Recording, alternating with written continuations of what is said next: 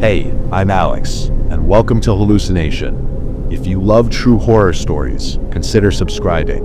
It really helps the channel grow. The stories you'll hear are shared by our audience from Reddit, and to keep their original essence, I read them exactly as they were written. Before we begin, let me know in the comments, where in the world are you listening from? Also, check the timestamps in the comments for story titles and easy navigation. Now, let's dive into the darkness.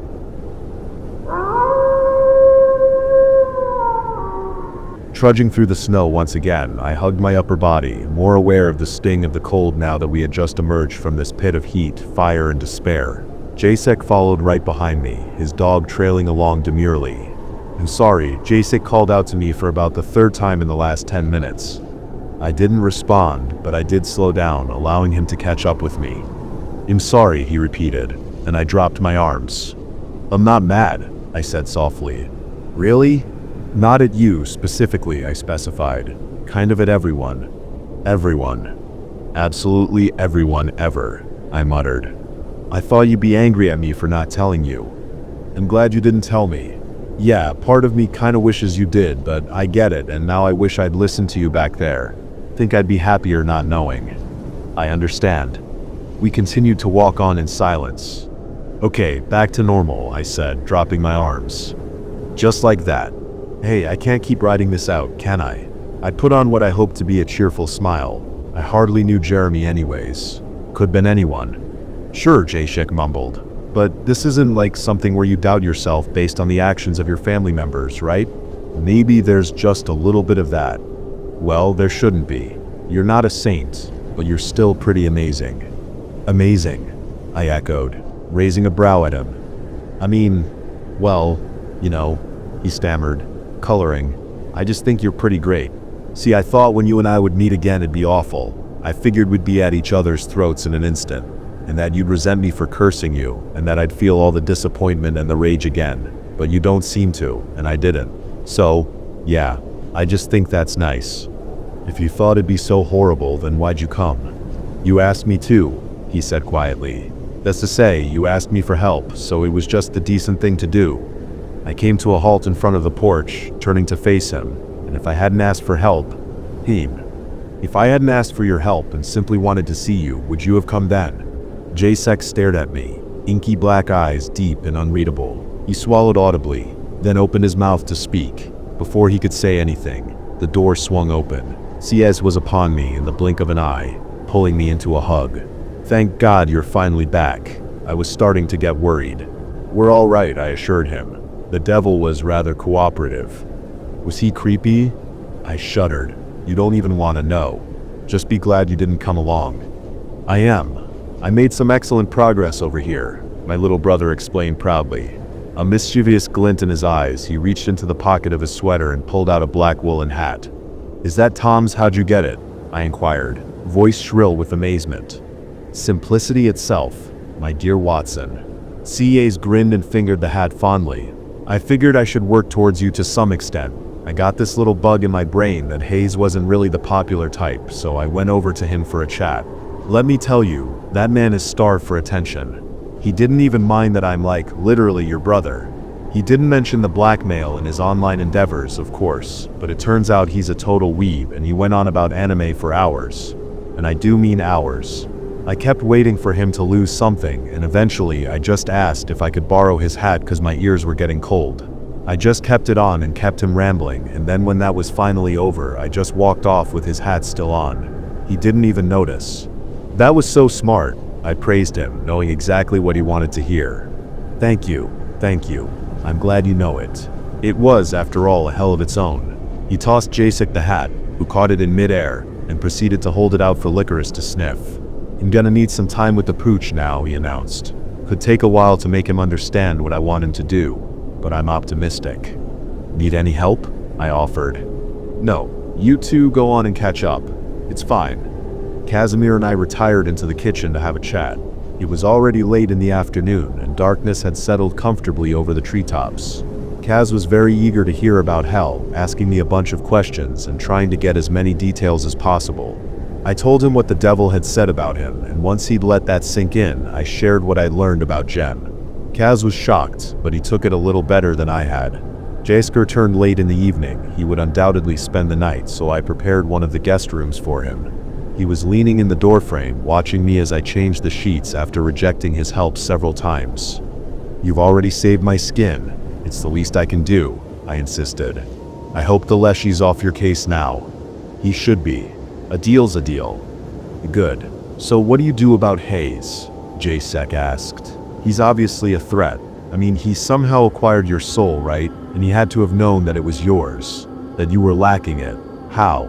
How did he find out?" I drew myself up, swallowing. He was right. I hadn't actually thought of that yet, not at length at least. "What do you recommend?" Jacek's face lit up.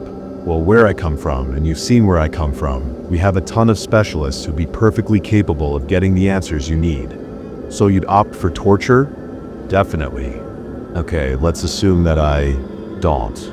Jacek snorted, spewing a tiny flame as he let out a soft laugh. "All right, I'll try to come up with something else.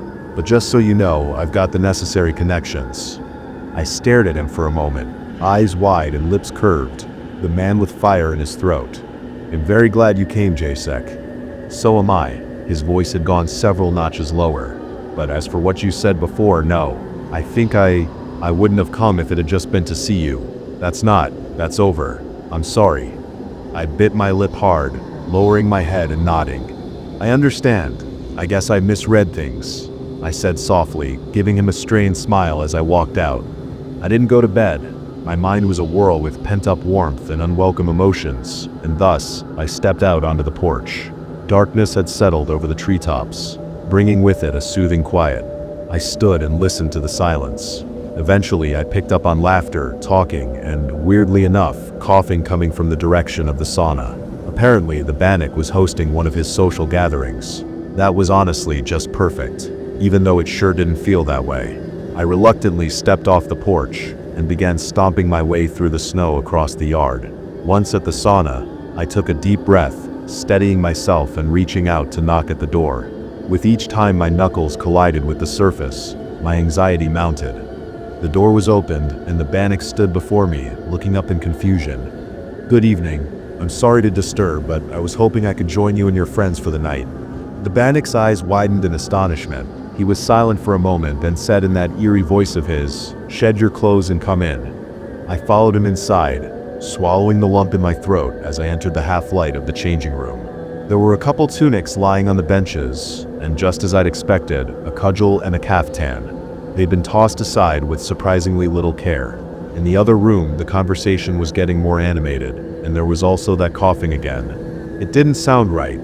I slowly started taking off my dress, trying to keep my thoughts in order. The Bannock didn't stop me from discarding my underwear as well, so I figured that was simply the way. I didn't really have a problem with it. Bracing myself, I stepped into the sweltering heat. Immediately, there were several pairs of eyes on me. Most of the Bannock's guests were unfamiliar to me, but their humanoid features and uncanny smiles and giggles caused me to assume they were part of the clan of fairies that roams the woods. No, not the hidden people. Different fairies. There's all kinds of them. One face was distinctly familiar to me, though. Eres. The Leshy's voice came from over in the corner. He sat cross-legged, hands on his knees, broad shoulders relaxed. He grinned, then patted the spot on the bench beside him. "Sit with me." He sounded weirdly restrained and polite. I slowly walked up to him and placed my clenching ass next to his. There was a brief touch of skin that made me flinch. He shifted his weight slightly. "Well, you needn't sit quite so close," he added in an amused tone. "I meant no disrespect," I sputtered. "That wasn't my impression either." He looked at me in a calculating way, and I quickly scooted to bring a bit more distance between us, which was difficult considering I didn't want to get too close to the lady sitting at my other side either. She let out a most unbecoming snort, breaking into a laugh that sounded like waves breaking on a rocky shore. Needless to say, it creeped me the fuck out. "And who is she now?" the woman asked into the round, pointing at me. "A friend of mine." The Bannock's voice echoed off the walls. "She has been invited. She's got every right to be here." The lady threw her hands up, and not complaining. I was just a bit surprised, is all. She leaned towards me, damp red hair falling over her shoulder. She smelled of rosemary and honey, and maybe some other herbs I didn't recognize. I tried not to be so obvious about sucking it in, but she noticed anyway. "What's your name, beautiful?" she asked, pale red lips stretching into a grin. "She's the heiress," the Leshy answered in my stead. "If you try to steal her name, I'll rip you apart."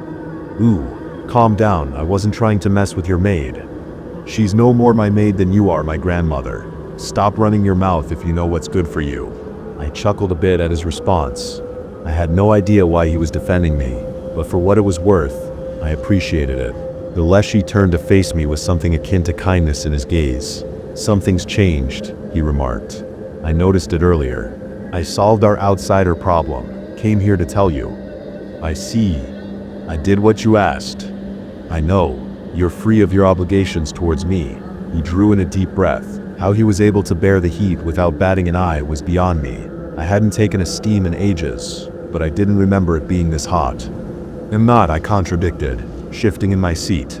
"Something's wrong with you, isn't there?" He opened his mouth to answer, but broke into a coughing fit instead. It was whooping and audibly painful. It sounded bad. His face contorted in an expression of intense discomfort. I couldn't help but notice how vulnerable he looked. Just like I'd suspected. The other spirits seemingly didn't care about it in the least, causing me to assume that it had been going on for a while. The fit worsened, the bearded man doubling over. I instinctively moved to steady him, pressing my palm to his bare chest. After a couple more minutes, he calmed down and, not ungently, brushed my arm aside. "How long have you been sick for?" I asked. "Is it because of the buys?" "Not here," he wheezed. "You're gonna have to tell me sometime." "What if I don't want to? It'll pass. I don't need your help." "It won't, and you do." I leaned closer, hesitantly, to talk into his ear. "You'd be facing an assload of trouble if something were to happen to you. I'm not doing this out of charity, and I don't pity you, nor do I think you're old or weak or pathetic, so come off it." The Leshy stayed silent for a moment, holding my gaze before rising to his feet. "Let's step outside for a moment." That's when the red-haired woman spoke up again. "Where do you think you two are going?" "We need to talk. Privately," I said steadily. She didn't seem to like that. Something in her eyes flared, and she bared her teeth as she spoke. "That's against the rules." "What rules?" I inquired. "What rules?" she repeated. "It's rude. You're being incredibly rude. First you join our round, breaking right into our gathering, and now you're leaving prematurely." I rubbed my temples. I knew I shouldn't argue. I knew it was pointless and likely dangerous, but I was simply pissed, and now this chick was on my case. "Look, I don't really care. No offense, but I don't give a shit about you folks. Manners and stuff. Not tonight." She rose from her seat, glaring daggers. "Beg pardon, mistress. Did I hear that right? You don't get to talk to me like that. Heiress or not." "Get over yourself," I hissed. "You're twice as vain as you ought to be, considering whose land you're on." "Oh, here. The redhead whipped around to face the Leshy. "And you? Do you appreciate her tone?" She snorted. "You're just going to let her lay claim to what's yours." The Leshy smiled thinly. "Don't try to pit me against her. You really are getting old. You're already frail enough to submit yourself to a mortal wench." The woman spat. "I'm not submitting myself to anyone." "Will you shut your mouth?" I snapped at her, taking a bold step forward despite myself. "Stop dragging him into this." "Heiress, don't," the Leshy began. But before he could say anything, the redhead lunged at me. I let out a scream of shock as she knocked me to the ground, but was quick enough to dig my nails into her wrist and bring her down with me. Now face to face with her, my pulse began to race and fear pooled in the pit of my stomach. What the fuck was I doing? I rolled over, knocking her off of me. The back of her head collided with the floor, and I staggered to my feet as she groaned and hissed in pain. She sneered at me as her companions rose to her feet, allowing me to fully take in their on second glance disturbingly twisted bodies. One had legs that bent in two places each, like a double knee. Another had wrists as wide as his hands and feet that were turned inside out with the heel in the front and the toes facing his backside. Another still pulled her unruly bangs aside to reveal a third eye. Dread had crept into my chest and taken hold of me, and I couldn't contain it any longer when these unnatural humanoids grabbed me by my wrists and ankles and began dragging me down again. The Bannock yelled at them, shooing them off, but it only lasted for a moment. I was still trying to push myself up into a sitting position when one of the fairy men knelt down beside me, grabbing my arm and sinking 3 rows of teeth into it. They were misshapen and pointy, like broken glass, and when he dragged them across my skin, lacing it with saliva, they tore through it like paper. I struggled, trying to get away from him, but my muscles wouldn't cooperate. Caught in a panicked rigor, it was as if my bones had turned into jelly. I let out a cry of fear and pain. Suddenly, the ferry was forcefully pulled back and I found the Leshy standing over me, screaming down the others. I tilted my head at him as he bent down and for some reason felt compelled to reach out and bury my fingers in his hair. He leaned in, frowning in confusion. "Are you all right?" "Yeah," I panted, allowing him to help me up. I shouldn't have said anything. "I'm sorry, I didn't want to cause a fight. I thought it was perfectly reasonable," he replied, watching the trickle of blood on my arm with narrowed eyes. "Still," I sighed, raising my hands. "Everyone, let's calm down. I mean no harm. I didn't want to disrupt the peace here tonight, but just give me a break. I'm having a shit time at the moment." The lady with the red hair stared at me, chest heaving. I held her gaze with tight lips. To my surprise, she suddenly stepped forward and pulled me into her arms, stroking my bare back. I pressed my face against her neck, sucking in her scent. Something changed. The others slowly closed in on us. I felt fingers gently rubbing my shoulders, then a tongue grazing my lower arm, licking clean the wound. The odd congregation turned into a heap of flesh, suddenly warm and inviting. I closed my eyes, allowing myself to get lost in it. I woke up sprawled out on my porch, once again wearing my wedding dress. It had been sloppily pulled over my shoulders, and not entirely closed up. Several tunics had been draped over my upper body, their owners nowhere to be seen. I glanced around, realizing that the Leshy was sitting next to me. He was awake already, lazily blinking into the cold winter sun.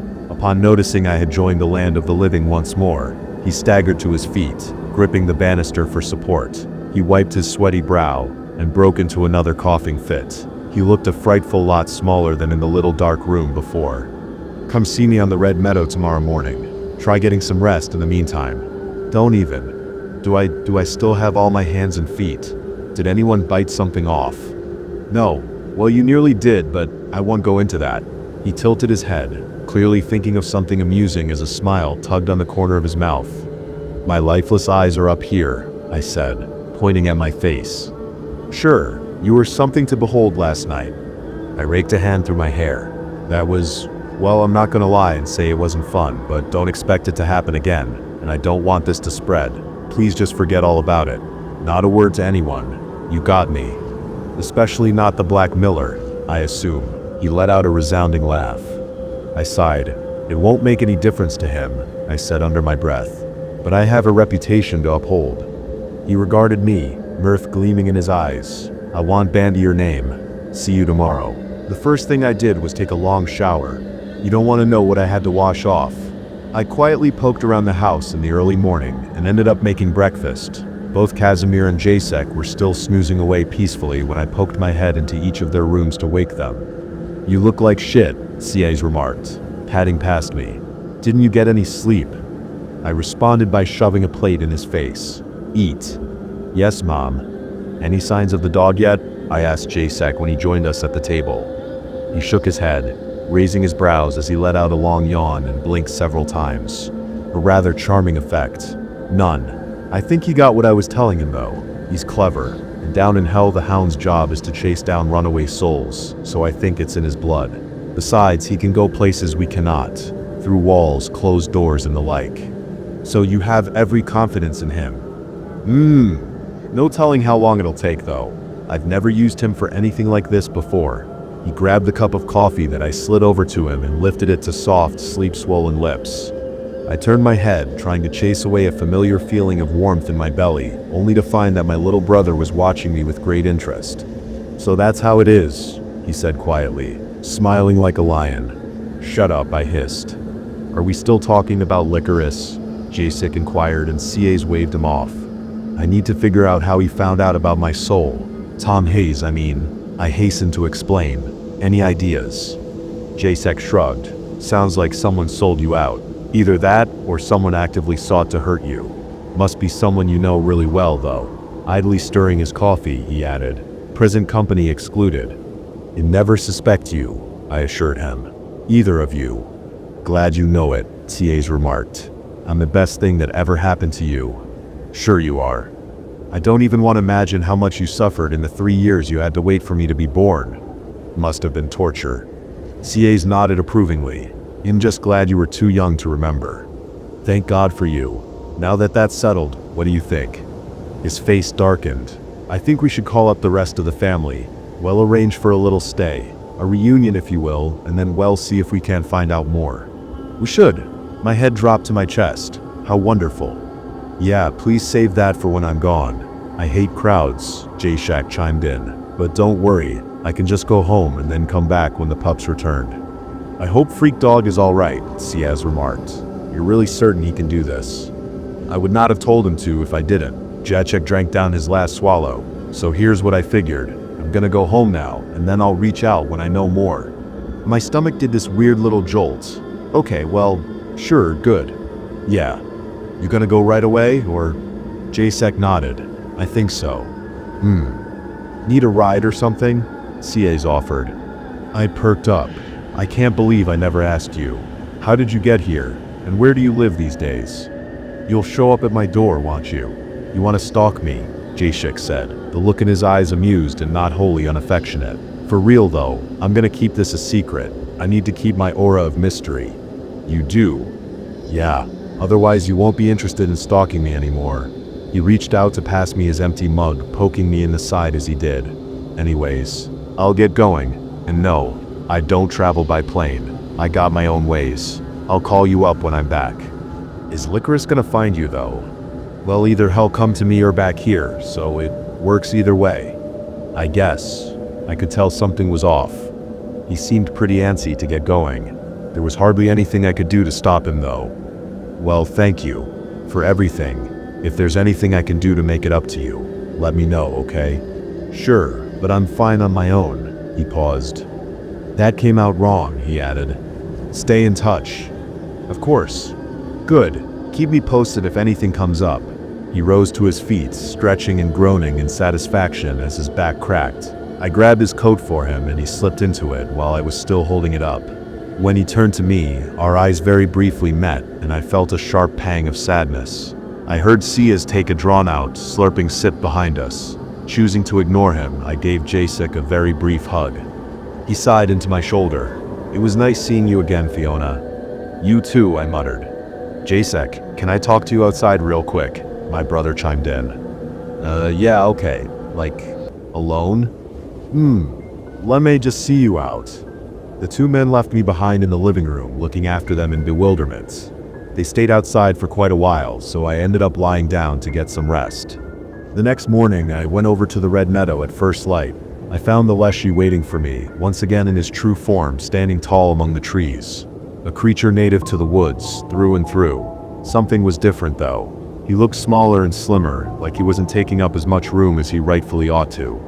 Eris, he greeted me, and I found that his growling voice didn't send shivers down my spine anymore. Maybe it hadn't for a while. I only noticed it then though. So how long have you been sick for? I asked, cutting right to the chase. It's that obvious, huh? Pretty much. But I think I'd know even if you were able to hide it better.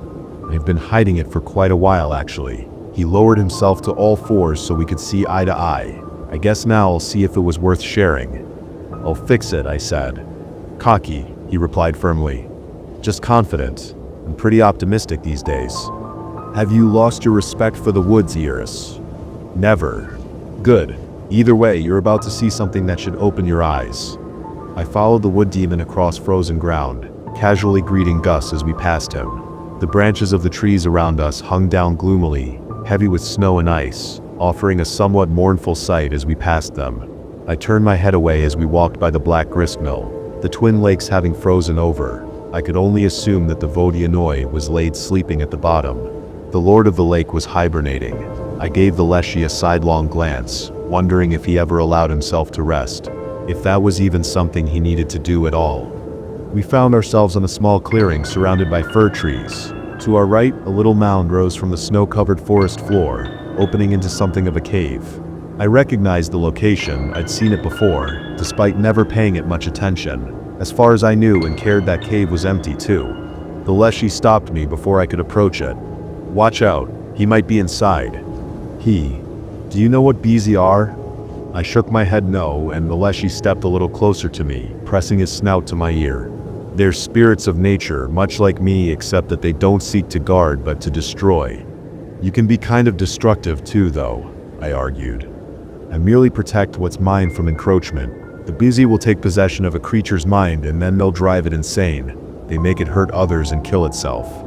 They're demons, not from hell, but of the earth itself. They choose their habitats at random. They don't care who else lives here or who owns this place.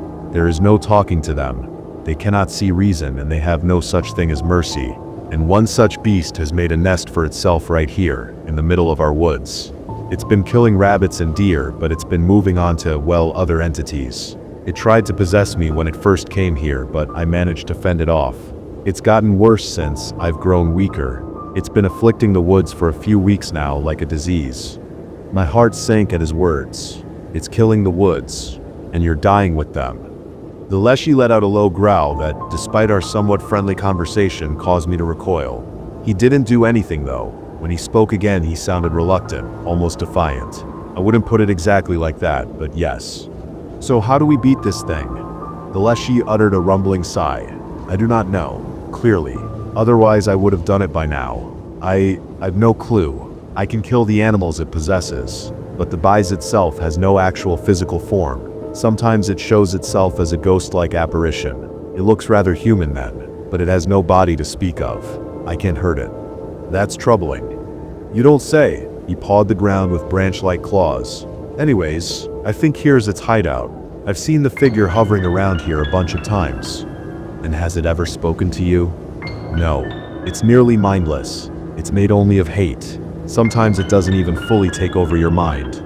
Only plants ideas in there, like an incentive. He lowered his head. So that's all I've learned so far. Any bright ideas yet? I know you and I owe each other nothing. Not anymore. I hate to beg for assistance, and I can imagine you'd be rather hesitant to help, considering our history. You're right about that. The Leshy placed his snout on my shoulder. The unexpected gesture made me flinch, though more out of surprise than fear. I could tell it was meant to convey something other than intimidation. Despite myself, I smiled at the beast. You're a part of me, sir. The woods are. Of course I'll help. How long do you think you'll last? I'm not dead yet, he hissed, and I merely feel a little under the weather, that's all. Okay, that's good enough. Try to avoid the Bise. Don't fight it. We'll come up with something. But until then, just try to lay low. I know it sucks, but if you die, we're fucked either way. Understood. Note how I'm taking orders from you. This is the first and last time I'll do that. Sure, I grinned. We'll get back to you soon. Don't stray too far from the house. I'll alert my workers. He moved his antlered head in what was supposed to resemble a nod. We returned home side by side, him stopping at the tree line. I waved to him as I jogged across the red meadow, white skirts flying. Inside, I checked my phone. No missed calls. I'd kind of been hoping. What did you talk about with Jacek? I asked my brother, who was sitting on the couch with his laptop. TA's let out an irritated grunt. The guy's an idiot, isn't he? Just up and left. I'm glad he showed up in the first place. I didn't think he would. He helped us out immensely. Besides, that's not really an answer, is it? Trust me, you don't want to know. He sighed, closing his laptop. Where were you? I took a seat on the armrest beside him, discussing something with the wood demon. We have a new problem on our hands. Casimir took the new information in with furious brows, listening intently as I told him about what I'd found out. Well, shit, he muttered. What are you gonna do? It'll try and take away its happy place, I explained. It'll go and smoke it out tonight. Are you with me? Always. But why are we going at night? Just for dramatic effect. It's probably safer, no? If you say so, what do we need? We started tearing apart the house for sage and incense to burn, and fortunately came across Mom's old stack. The same came in a little bundle, and the incense in sticks, so we tied it all together and sprinkled it with oil, creating a nice little firecracker. We then spent some quality brother-sister time together, watching television and preparing mentally for the night ahead of us. Thankfully, it gets dark soon these winter days. I found myself staring at my phone as I was leaning against CA's chest. Eventually, I excited myself and simply grabbed it, going up to my room to call Jacek. He'd said we'd stay in touch because of my soul, after all. I was just doing that. Nothing more. This meant nothing. I dialed the number he'd left me and jumped when he picked up after the first ringtone. "Fiona?" he asked. "Yeah." "Why didn't you text me earlier? Or you could have called." He sounded relieved. "Why didn't you call?" I returned. J6 sighed for a very long time. "You didn't give me your number," he explained when he was done. Oh, I felt the heat creep into my cheeks. Oops. "Yeah." Awkward silence. "So did you get back safely?" I inquired. "I'm alright. Licorice isn't back yet though. I don't suppose he's with you?" "Nope. But I don't want to pressure him. It's okay if he needs some time." What the hell was I talking about? "Okay, so, miss me yet?" he asked lightly. Like a phantom limb. It didn't come out as jokingly as I'd planned though. Again, awkward silence. Any plans for tonight? Something new come up with Tom Hayes. J-Tech quickly pressed out. Yes, actually. CAs and I are gonna go burn sage and incense at a demon's lair. You wouldn't happen to know anything about that? No.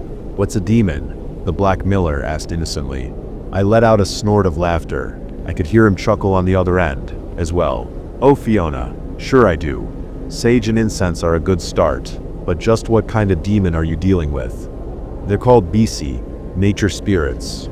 Those are a little different than the ones I hang with. I don't think I've ever met one. If it's not from hell or has to answer to our command, I don't have anything to do with it," he sighed. "Sorry." "Oh, it's cool. Well, be fine." "Obviously. So you're off now, huh?" "Yeah, we're leaving soon. Just wanted to check in with you first." "Thanks. Now that I got your number, I can text you," he sang. Much more comfortable texting than talking in person. "Why's that?" "I don't know. Anyways, good luck. Don't get killed. Would be a shame." He ended the call and I smiled, gnawing on the tip of my thumb.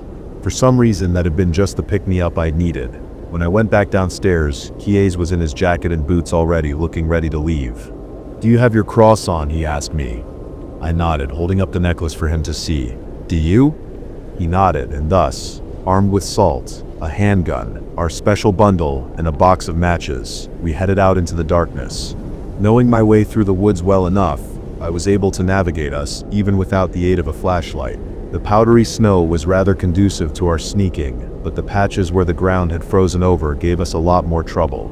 Not only did we jump at every snap of a twig, every crunch of leaves beneath us, we also had to pay attention not to slip on ice-covered puddles along the way. The night had turned deadly quiet. What little rustling we heard in the distance did nothing to ease our minds. Once we'd reached the clearing, we stopped to listen. The silence was nearly overbearing, but at least we seemed to be alone. Either the Bise was sleeping or away. We crept up to the cave entrance with bated breath. Wordlessly, CAs got out a match and struck it as I held out the bundle of sage and incense. The second the small flame had sprung over onto the flammable material, smoke began to rise and I dropped it into the dark maw at our feet. The familiar scent filled our heads as we stayed to watch for a moment. "This reminds me of Mom," CS told me in a very, very low voice. I was about to respond when we heard shuffling behind us, followed by the sound of wood splintering beneath a considerable weight. Kies and I exchanged a look that told the both of us that the other had a feeling we were fucked even before we turned around. Knowing we'd still have to look, we turned our heads at the exact same time to find ourselves facing a rather familiar creature. The two-headed bear was towering above us like an executioner, ready to lop our heads off our shoulders. It had become no less revolting than the last time I'd seen it. This was no sprite or fairy, there was no grace in its terrifying appearance. The second head that had grown out of its neck was visibly underdeveloped and looked more like a contorted mask etched into the creature's flesh. The only thing that had changed were its eyes. Even in the sparse light of the moon, I could see that all four of them were decidedly brighter and distinctly humanoid. I grabbed CAs by the arm, hard. "That's the Bise. It's taken over the bear," I hissed, holding the creature's savage gaze. Neither of us dared to move so much as an inch. The bear glared at us with impenetrable intensity. "So we, run?" my brother offered. "You first." "Do I have to?" I felt like I was rooted to the spot, a sentiment obviously shared by Casimir. "Can't you try shooting at it?" I implored. "I can," he answered at length, not averting his eyes from the possessed animal, but not from the hip. "What do you think me for? Some kind of Wild West duelist? I need a distraction. You distract it." I bit my lip. My wedding dress once more posed a great hindrance to me here. I had grown rather accustomed to it, that much was true, but it wasn't a good outfit to run in. I likely wouldn't get very far. Besides, I'd read that outrunning a bear was a pretty dumb thing to do anyways. This one was demonic to boot, but Chies was right. I would simply have to trust him. Without further ado, I took off, leaping over sticks and stones blindly into the darkness. An ear-splitting, bellowing roar rang out behind me, followed by several gunshots. Then all of a sudden, CAs was there by my side, grabbing my hand from the side and pulling me along. "I bought us some time," he panted. "Hurry." We ran alongside one another, spurred on by the mental image of the crazed predator tearing us to shreds. Somewhere behind us, another roar sliced through the night air, and I could see that my brother had broken into tears. Branches whipping in our faces, we staggered towards the house as fast as we could. I considered crying out to the guards, but seeing as Casimir's gun hadn't done enough damage to be lethal, I didn't want to draw in anyone else. They'd be more likely to perish in the attempt to help us. What we needed was a higher vantage point. That's when it hit me. There was an outhouse not far from here, and if we were to reach and climb it, we'd have a chance of gaining the upper hand, however briefly. I started steering him into the general direction. Panic-stricken Casimir followed me blindly. "It'll be fine," I gritted out in between gasps for air. "We can do this. Just stay close." A loud "uh-huh" was all the answer I received. I was grateful. My brother was staying on top of everything though. Maybe it's a family thing, but I feel like we're good at dealing with fear. Sometimes. Finally, the outhouse came into view. I hastened to give CAs a quick leg up before reaching up and letting him lift me off the ground. Before long, we were cowering atop the small building, leaning against one another and panting, palms and foreheads laced with sweat. "Are you okay?" I asked softly. "Yeah," Casimir muttered, clearly making an effort to steady himself. "You're doing so great," I added huskily. "Not that I'm the authority on that, but still." CA shook his head. "I could have done more. I hit it in the chest and in the shoulder, but I should have tried for the head right away. One of them, at any rate." He let out a soft chuckle, letting me know he was back to normal. "So can bears climb?" I gestured at the enormous creature lumbering up to us from between the trees. "We're about to find out." Sitting on top of a craft house in the middle of the night with a demonic two-headed bear creeping around below us really wasn't the outcome I'd hoped for that night. Casimir had regained some measure of control over himself. He pulled out his gun and took aim with steady hands. Just as he opened fire, however, the beast let out another mad cry and started jumping and thrashing about before throwing itself against the side of the outhouse. It didn't even bother climbing. It simply decided to get us down. It was like it was playing with us. The small structure shook and we were sent staggering, clinging onto each other to keep from falling. "Get it in the head," I squeaked. "Hurry." "I can't," she yelled. "It's moving around too much. Make it stay still." "How am I supposed to do that?" The bear bashed against the small building once more. Both my brother and I screamed as the outhouse fell. The bear was getting ready to charge, muscles twitching beneath its shaggy fur. It let out another roar, and I took note of a lower, higher-pitched sound swinging along in it like an undercurrent. A cold chill ran down my spine when I realized it came from the second head. Tiez shot blindly at the creature as the two of us scrambled across the frozen ground, trying to get some distance between ourselves and the beast. Before it was able to lunge at us, though, something descended upon it from above. My eyes flew open when I recognized the half-tree, half-stag creature pressing the stunned bear to the ground. "Kill it, now!" the Leshy bellowed. Casimir needed a mere second to break free from his shocked stupor. Then he took aim and fired, eyes stone cold. After 3 shots, the bear fell limp. The Leshy loosened his grip on the beast and withdrew from its body with a long sigh. I clapped my brother on the shoulder, and he grabbed onto my arm as if to steady himself. Thank you so much," I uttered once I'd managed to catch my breath. To my surprise, the Leshy's body began to quiver, spasming and contorting in a way that made my heart sink. For a moment I considered the possibility of the Beshies having taken possession of the wood demon now, but when he fell still and straightened up before us in his human form, I realized that he had merely allowed us to witness a transformation of his. "I thought you were a menace on your own, Fiona, but together with this foolish milksop, you could end not only these woods but the whole world altogether," he said. His words, despite their decidedly hostile nature, held little tonal venom. He wasn't actually angry with us. I could tell. I was surprised once again when CA stepped forth. extending his hand. "I'm Casimir. I'm Fiona's younger brother." The Leshy left his hand hanging in the air for a few awkward seconds before taking it. I've never seen a handshake look sarcastic, but somehow this one did. I gathered. The Lord of the Woods returned, shouldering his cudgel. "It's only the Novak kids who could muff things up this much. Are you two trying to get yourselves killed? Because that is how you get yourselves killed." "Oh, come on. You know it wasn't exactly easy," I protested. "Also, I'm trying to protect you here. How would you have gone about this? Please enlighten me." The smile tugged on the wood demon's lips, though he was visibly attempting to hide it. "All right, don't go stomping your little feet and yelling at me now. I feel like I'm being assaulted by a mad poodle." Kie snorted. "You do look a bit like a poodle in that puffy dress," he remarked in a whisper. "Oh no, you don't get to be saucy, boy," the Leshy warned. "Not when you're shaking like a leaf in front of me, thinking I won't notice. I smell fear, child, and you reek of it, no matter how hard you play the daredevil," he smirked. "And your hands are as soft as a lady's glove." I broke into a laugh, the pent-up nervous energy finally draining from my body. My brother, blushing furiously, piped up again. "Just a second. I'm gonna assume that you are." "The name's Alexei," the Leshy suddenly said, a warmth in his tone unlike anything I'd ever heard from him before. For a moment I was stunned. "You're called Alexei. Why'd you never tell me that?" "You never asked," he shrugged. "Anyways, you two ought to be glad I stuck around the homestead. Maybe next time, let me know in advance so I don't have to intervene at the very last second. But I know what you've been doing back there. And for what it's worth, he grimaced as if he was about to give voice to a thought that disagreed with his very nature. Grateful for, well, that you actually came through for me." Deciding not to make the moment any more difficult for this prideful creature, I smiled and gave him a brief nod. "I'm thinking maybe we should stick together," he gritted out, like he was trying the words on for size. "It feels safer and I could keep you safe.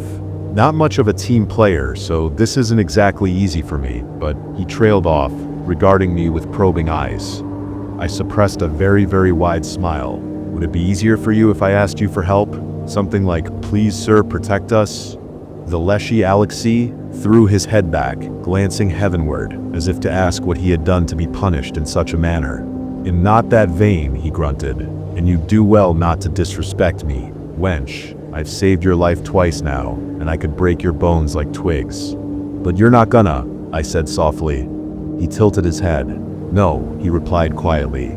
"No, of course not." "Okay, so we're all friends now?"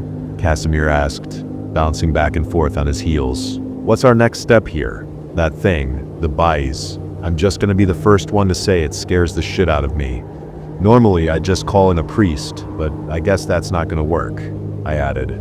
"So, Alexei, any ideas whatsoever? I mean, you're more like that thing than us." Calling him by his name was simply awkward, and I decided not to do it again for a while. I motioned for us to get moving, starting off into the direction of the house once more. The Leshy followed reluctantly. "There's not much I can tell you about that," he replied. "The only reason I know what a Bize is in the first place is because this isn't the first time I've met one, when I was really little, before we came here. That is," he trailed off, lost in thought. "Who's we?" "Unimportant. We didn't kill that one either though, we basically just fled from it. But as for similarities between that creature and myself, I suppose neither of us is very manipulatable by spiritual energies. Yes, we both avoid religious items, but we can be killed by someone reading from a Bible. We're a little less sensitive in that aspect, but we also aren't as powerful and a lot more vulnerable. There's no big daddy type who has your back," CA's offered, and the Leshy touched a fingertip to his nose. "Exactly. If the Black Miller needs assistance, he has his master to fall back on. I don't, but I've also sworn myself to nobody. There's no higher entity I need to answer to. God has cast out me and those like me, so we can't say cross a threshold if it's been blessed, but we also can't be destroyed by a cross being shoved in our faces. So we'd need to trap that thing somehow," I thought aloud, feeling myself get more excited by the second as an idea slowly began to worm its way into my foggy mind. "We really ought to discuss that inside," CA's remarked. I started skipping, unable to suppress the spring that had suddenly entered my step. Once the three of us found ourselves inside my own living room, the Leshy looking around with furrowed brows, the words came spilling from my lips like a fountain. "So it can switch between bodies freely, right?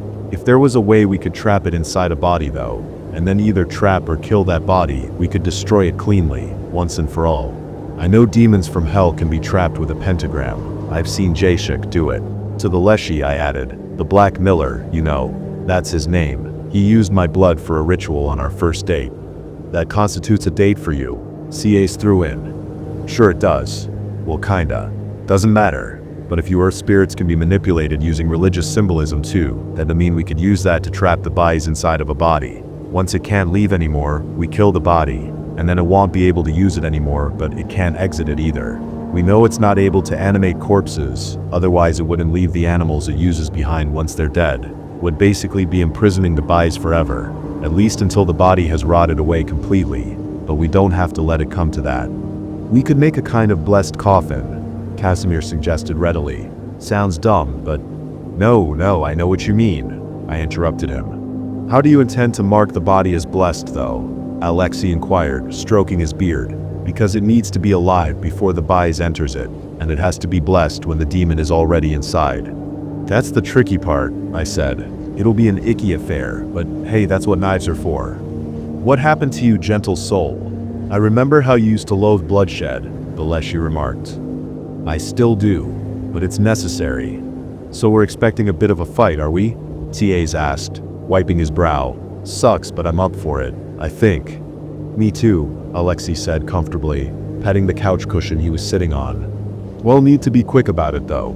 I bet we've made it pretty angry, I remarked. It's probably out for revenge, and we've got to use whatever advantage that we got from smoking out its hideout, and we've got to be prepared for it to try and take possession of us as well. That should be easy enough though. We just all wear crosses and it'll be alright.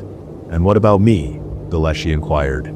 Oh right, I mumbled. I didn't think of that. You think you're strong enough to fend it off again? It'll definitely be a great risk, but you've done it every time thus far. I don't know. I didn't want to say this, but I've gotten far sicker these last couple days. He sighed, burying his face in his palms. I can feel the infection eating away at me. I considered him with a tilted head. His affliction wasn't comparable to anyone I'd ever known, but I figured it would do him some good to rest inside where it was warm and cozy. I extended the offer of staying over and he very reluctantly accepted. Seeing as it was rather late at this point, we figured depriving ourselves of sleep would do none of us any good. I went back up to my room. My whole body was aching and I had half a mind to fall asleep right away, but my thoughts were still running wild. Despite myself, I found my fingers fumbling for my phone again. I typed and deleted the message to Jacek thrice before finally sending it. Are you still up? The reply came almost immediately. Seemed to be yes. How did it go? Good enough. No one died. He sent a smiley. I'm glad. We've also come up with something of a plan. I'm pretty optimistic. I want to hear. I know it's late, but call me. My heart leapt, and it did so once again when he picked up and greeted me with an adorably sleepy voice. I told him about our scheme and he said it sounded just fine. The only thing you haven't mentioned yet, how are you going to set the trap? He argued. I mean, how are you going to motivate the bodies to possess the body you're going to use as bait? And what body is that even going to be? Will you just watch out for the thing to take over another creature and fight that? Or are you going to pick something out? And if you do, what's it gonna be? It's gotta be something that's easy enough to fight. So a weaker kind of animal would do nicely, but the bodies isn't likely to attempt to possess that, not if it's out for your blood. I see what you mean, I replied, chewing on my bottom lip. What do you suggest? A human would certainly be more appealing to it. It could do more damage in a human form, I think. Especially since it would allow it to, sneak up on people. I don't know if the bodies is actually gonna possess a human next, or if it even has enough of a mind to consider the pros and cons, but I would. Me. So we'd need a human sacrifice, is what you're saying. Probably. I really don't want to do that. Understandable, but if you want to bait it, that's your only option. And it also begs the question who you'd be using. He paused, and I could practically hear him smile. There is, of course, a rather attractive option. Tom Hayes, I muttered. Precisely. How about him? He's responsible for several deaths. Besides, he did capture your soul by means still unknown to us, and he tried to blackmail you. He spread news about your property, abused your trust. The list goes on. Yeah, but what if he's not actually in his right mind? The Beaties can plant ideas in people's heads. What if Tom Hayes has been influenced by it? That'd make more sense than him just being a deranged murderer. Jacek sighed. Don't turn your mind over with all of that. That only makes it harder to follow through. How are you gonna choose a human to kill like that? It's as if you're looking for reasons not to. No shit, I snorted. Do I have any other options though? He hummed. Technically you do, but they involve me. You could always ask nicely, and then I could bring you up a sinner, is what I'm saying. His gruff voice had an amused edge to it, but that would leave you with the question of what to do with Hayes when this is all over. I guess so, I groaned, stretching in bed. We'll sleep on it. So what are you doing right now? I asked, trying to get my mind off the murder stuff for the moment. I'm taking a bath, actually. Got a death grip on the phone here. He let out a chuckle that sent a warm shiver up my spine. Brave?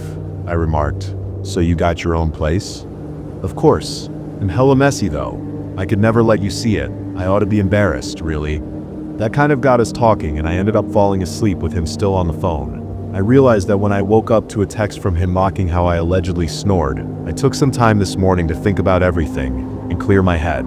The Leshy is snoozing on my couch, which is definitely weird, especially since he's in his true form again. What's more concerning is how small he's gotten. He actually fits into my living room. I don't want to know what's going to happen to the woods if he really were to die.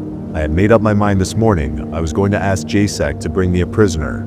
I haven't forgotten about Tom Hayes, mind you, but I would need to take my time with him, and not just because he potentially still had my soul. There's more to him, though I'm certain. I've got a whole interrogation planned. So yeah, I'm totally on it, but first things first, I needed to save Alexei. If the Lexi were to die, there wouldn't be a forest left for me to protect. So I informed Casimir and told him to look into the family angle, namely to try and figure out if there was any possibility that one of our siblings could have ratted me out. Also, I asked him to warn the employees of the hostile demonic entity roaming the woods. Then I tried to call Jacek, but he didn't pick up. That really put me on the spot. I'd have to get down to hell somehow, after all. Then I got an idea. After a bit of searching, I found one of his unfinished cigarettes out on the porch and decided to try my luck. I stepped out into the snow and lit it up, attempting to remember the words had said to open the portal. Fire, walk with me? My voice quivered with uncertainty, but when I dropped the cigarette, it set the snow aflame in much the same way Jacek had before.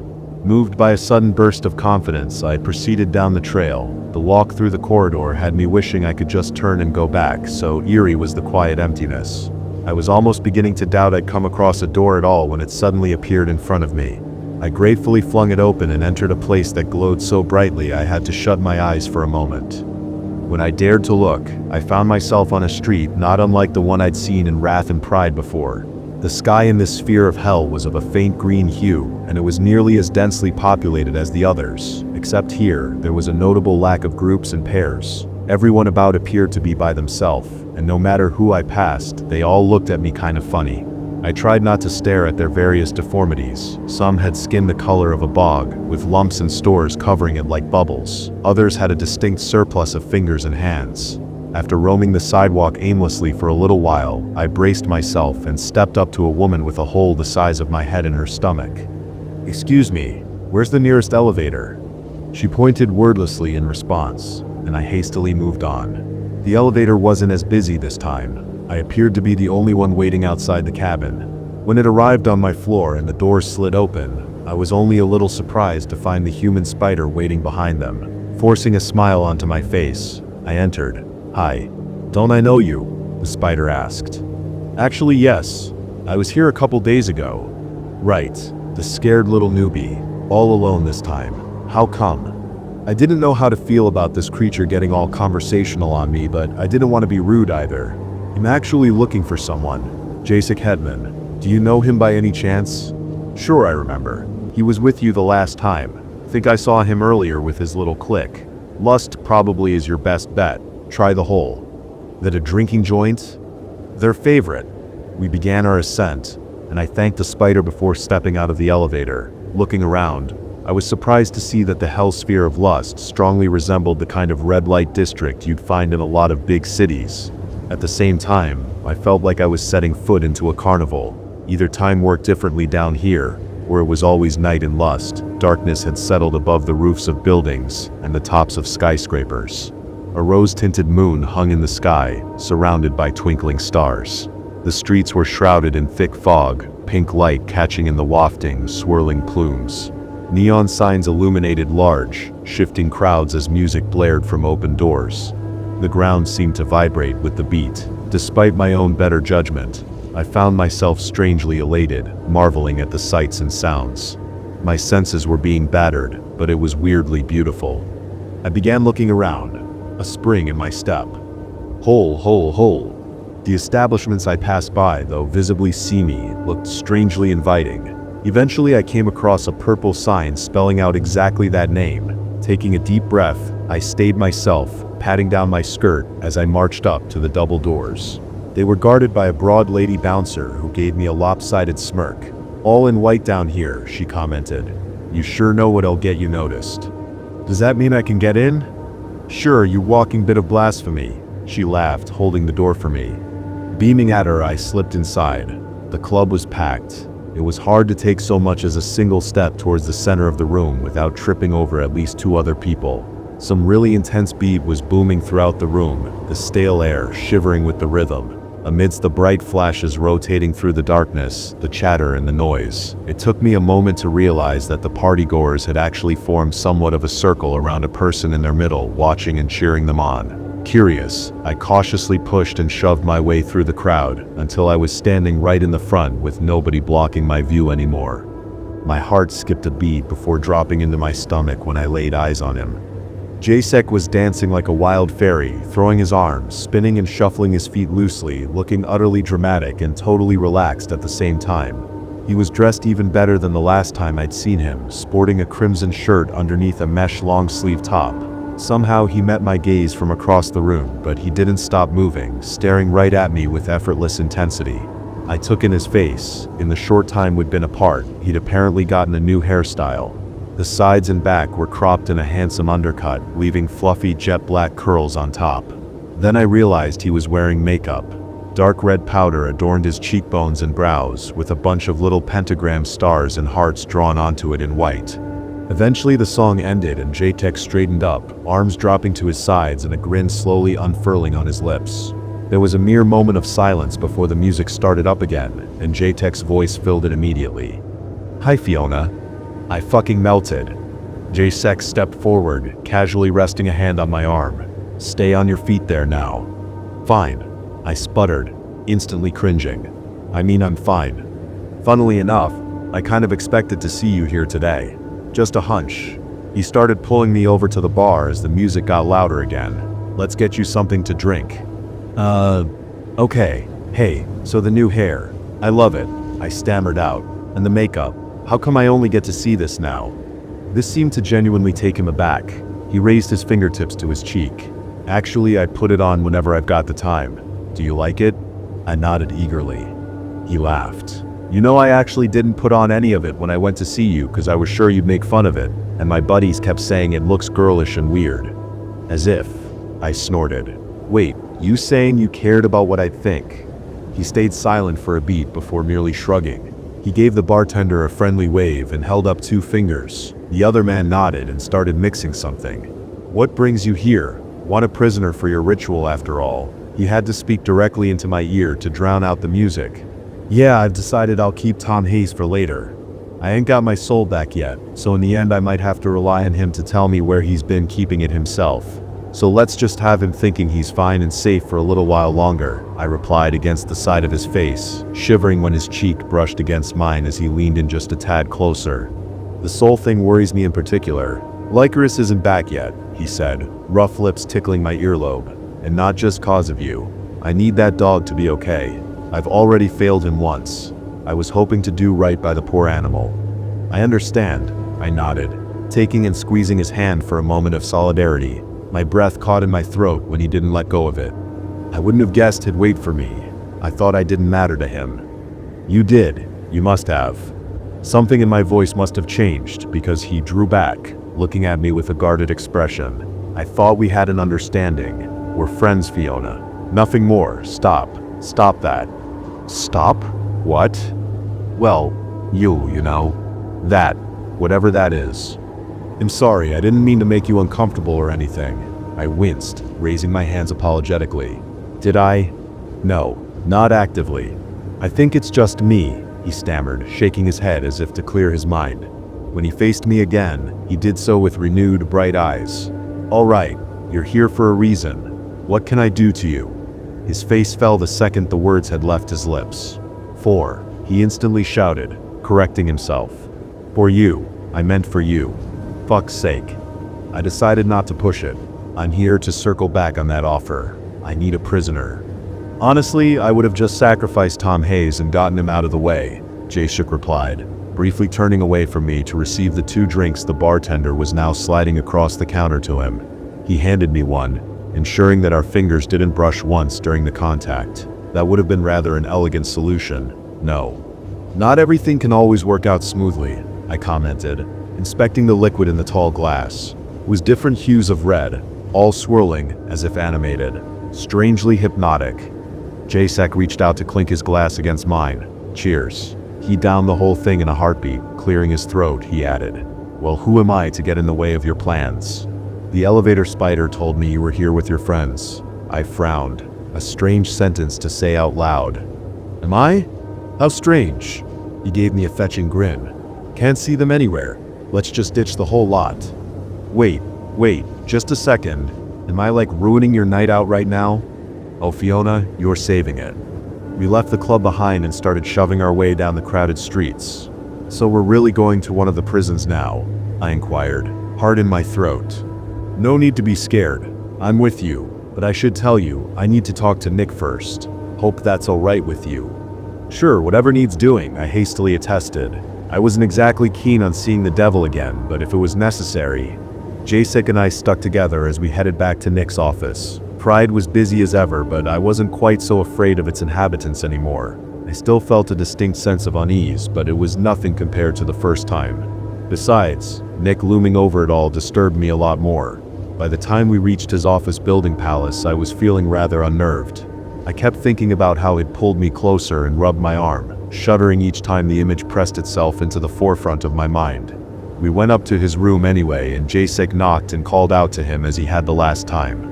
When Nick responded, he sounded different than when we'd last spoken. Deeper, rougher, angrier. It seemed to cause even Jaeshik to hesitate. "I've got Fiona Novak with me again," he shouted through the closed door. "Could you take on a comprehensible form, perhaps?" "Well, come the fuck in and see." Both of us flinched. There was no going back now, though. I swallowed thickly as Jaeshik cautiously opened the door, stepping inside ahead of me. Looking over his shoulder, I found that Nick only remotely looked like the last time I'd seen him. His skin was dark red, golden lines streaking it like cracks in an eggshell. It was sort of beautiful. Sort of.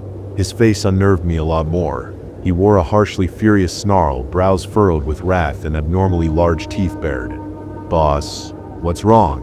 my ex inquired, now audibly and visibly alarmed. He regarded Nick with genuine concern as he took a couple tentative steps towards the other man. "Everything is going to absolute shit, son," the beast growled, seemingly attempting to keep some semblance of composure. "Now don't ask. I know why you're here. Come closer." Obediently, Jaeshik approached him once more. "You too, Miss Novak," Nick commanded. I could hardly refuse. "Now you two. I have a bone to pick with you two." Nick's chest was heaving, shoulders trembling ever so slightly in barely restrained anger. "Jaeshik Hetman, who is your lord and master." My boyfriend let out a soft, incredulous snort. "That be you, sire." "Huh? And what have you sworn to me?" "My undying fealty and eternal servitude. I am your willing attendant and the hand by which you inflict pain and provide love. I will act as you need me to act and be what you want me to be for as long as my eternal soul persists." "There you go," Nick said, eyes and voice a gentle kind of chilling. "And do you still hold this oath in your heart? Figurative though that heart of yours may be." "Of course," Jaeshik answered without hesitation. Nick smiled bitterly. "I'm a jealous man, Jaeshik Hetman. You're mine by right. You gave yourself to me and me alone. Have you forgotten that? Not once. Then how come you seem to be at this bitch every beck and call?" The devil's voice cut through my unsettled haze like a knife. Jace's eyes widened, lips parting in an absent expression of shock. Nick pursed his lips. "Thought so. Sire, I swear it's not like that." Jaeshik immediately raised his voice, fists clenching and opening repeatedly at his sides. "I have been at your disposal since I can remember forming conscious thought. I'd never betray you. You know I love you. You know I'd do anything. Always have. You cannot seriously doubt my loyalty. Look here, son. This isn't a matter of simple obedience. Yes, I'm satisfied with your work. Yes, you remain amongst my favorites. But that's just the thing. I don't want you to mindlessly follow my orders. I am the rightful holder of all your love and affection. I wouldn't mind you running after the girl so much, if you'd bet her from time to time, but for crying out loud, you let her command you like she's me. I didn't care at first, but I've had just about enough of it by now. I'm in a tight spot as is, and seeing you turning your back on me, well, I would never turn my back on you, and I don't let her command me. I decide to help her occasionally because I want her to be alright. And what do you take in return? Nick asked sharply. Were you ever planning on taking anything in return? Don't fool me, boy. I've seen the way you look at her. That's reverence. The kind of reverence you owe me. And nobody else. The devil's tone was piercing, ice cold. I could feel my heart beating in my throat. Rooted to the spot, all I could do was slowly turn to face Jacek. He pointedly avoided my gaze. When he reluctantly spoke up again, it was in a subdued, quiet voice. I swear that you are all that I adore. The devil's smile thinned. Liar, he said softly. Open your mouth. Jacek swallowed audibly, jaw clenching before forcibly relaxing. Stick out your tongue, Nick ordered. He did. Slowly the devil reached out and placed the tip of his thumb below and his index finger on top of it, right around the middle. I could hear Jacek's breathing growing labored. I had no idea what was about to happen, but I didn't want to find out. Please don't hurt him, I whispered helplessly. If Nick heard me, he didn't let it on. Now, son, I'll forgive you. Someday. But I'm severely disappointed, and misbehaving children need to be punished. With that, the devil squeezed down, crushing the red, moist flesh between his fingertips as Jacek let out a muffled yet blood-curdling cry of pain. The scream rang out once again, louder than before, as Nick snapped his arm back and pulled, tearing through the muscles with merciless violence. I shrieked, all good sense abandoning me, and threw myself against the devil's chest with all my might. This actually seemed to catch him off guard, sending him stumbling with me upon him. It only lasted a moment, though. Nick let out a howl of fury as he flung me off of him. I flew across the room, feeling like I weighed little more than a flimsy rag doll until my body connected with the floor in a flurry of nausea and dull pain. Jacek had doubled over. He was retching and spitting blood, whimpering like a hurt animal. What the fuck did you do to him? I yelled at Nick, who regarded me with unreadable eyes. Liars speak with forked tongues, he said softly. Why in God's name would you? We don't swear like that down here. Wench. He cut me off, sounding mildly amused. It was only when I raised my hand to wipe my eyes that I realized I was crying. The devil gave me a pleased expression as he watched me struggle to push myself up. Sauntering closer to me, he knelt down, bringing his face uncomfortably close up to mine. Fiona Novak, he said in a low voice. I've granted you a favor in the past. You have a debt to pay. I will let you take whatever you need from my prisons. I will grant you more power than a normal human has the right to possess, when the time is ripe. Return to your home and expect me to seek you out in a few days. Hey, now, look at me. Stop weeping. He grabbed my chin, tilting it up and forcing me to meet his gaze. I don't blame you for the miller's desires, but damn am I going to use them. He reached behind him and seemingly out of nowhere produced something I hadn't seen in a long time. Using a hellhound to rally a stray soul is in itself a completely rational thing to do, but these dogs do have a higher master, you know, as does your lover. My heart sank as I laid eyes on the white rabbit in the devil's arms. How? The dog, Fiona. It brought its prey back to me. Ready? Before I could respond, he thrust the ghostly critter up against my chest. My heart skipped a beat, and for a second all I saw was a blinding white light. Nick rose to his feet, a satisfied smile on display. Welcome back to the world of feeling, little forest bride. I can't describe what followed. I will, but I know I can't do it justice. It was like a tidal wave in my head, my heart, my stomach. It felt like a door collapsing, with the flood of emotions pushing against it from the other side, crashing down on me, burying me like an avalanche. And suddenly, everything was there. Everything was connected. The tears on my cheeks felt hotter than ever before. My chest felt like it was being torn apart, like someone was plunging their hand into my flesh, rummaging around, searching, touching all, leaving nothing unseen. Shaking like a leaf, my mind scattered, not one thought able to fully form, I frantically glanced around the room, and then I saw him. It was like seeing him for the first time. He was in so much pain, pitifully curled up on the floor, his mouth covered in blood, and he was still coughing, and he was like an angel. He looked fucking sacred. He exuded happiness and warmth, and he looked like love, and he smelled like love. And why the fuck is he bleeding? He's not supposed to be bleeding. I started crawling over to the writhing form of Jasek, my Jasek, gathering him in my arms and pressing him against my chest as hard as I could. For a brief moment, I felt something I hadn't felt before. I had experienced approximations of it, yes, but never in this way, never. And then, all of a sudden, he disappeared. Jasek simply vanished into thin air, leaving me clutching at nothing. This tore me out of my stupor. I raised my head once more, vision blurred. Nick looked down at me with a cold kind of comprehension. This sucks, doesn't it? Give him back to me, I pleaded, my voice hardly more than a whisper. I will, that's a promise. But you have to do my bidding, he explained patiently, reminding me of what he'd just told me. I'll lead you down into the prison. I'll give you an inmate for your little scheme. You'll have time to sort out the affairs of your land. And then it'll appear to you again. A favor for a favor. I won't ask for anything you can't give, but give you will.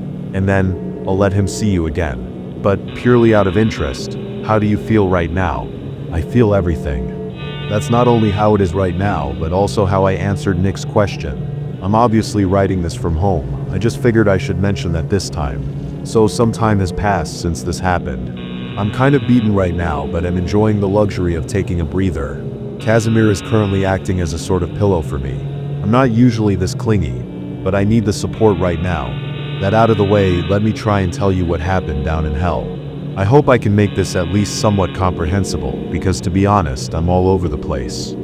Nick took it upon himself to accompany me to the prisons. Walking beside him made me feel sick. Actually, just looking at him made me feel sick. I knew arguing with him wouldn't help the matter, so I kept my mouth shut, really boiling the blood beneath my skin. Aw, don't scrunch up that pretty little face, the beast commented snidely. You'll have your Miller back in a few days. Just be a good girl and do my bidding. You're not even gonna tell me where he is, or what you want from me. That's a no to both those questions, he replied. But don't worry about Hetman. Do you really think I'd dispose of my favorite servant because of a small spat, and you'll find out what I need you to do soon enough. If you're going to forgive him anyways, why the fuck would you hurt him? I hissed. The devil smiled thinly. My wrath is as fleeting as all my emotions. The trick is to really lean into them. I do so without reservation, just as everyone should. Jasek knows this. All my acolytes do. They're used to it, and they accept it willingly. I took a deep breath, trying to steady myself, but it was futile. My mind was racing. I hadn't felt this confused and shaken in ages. Getting my soul back was what I'd always wanted, but I hadn't thought it would be so painful. Jasek, having been torn from my arms, had left me in utter turmoil, more so than I could have ever imagined. I tried to block everything out, tried to shut the sense of loss off behind that same milky pane of glass I'd gotten used to ever since the rabbit had run off on me, but it was like the partition was unreachable. I was whole again, for better or for worse. Where are we going? Doesn't every hellsphere have a prison? Sure, but I don't want to give you just any prisoner. The meaning behind those words instantly began to dawn on me. My heart, still pounding like a sledgehammer, dropped into my stomach. No, I said softly. Please, you're not seriously thinking of. Let an old man have his fun, Fiona. No backtalk. All I could do was follow at his heel, feeling rather like a small dog. Out on the street, we didn't have to push and shove. Everyone we came across instantly jumped aside, making way for Nick to stride through. I stumbled after him in the wake, struggling to keep up.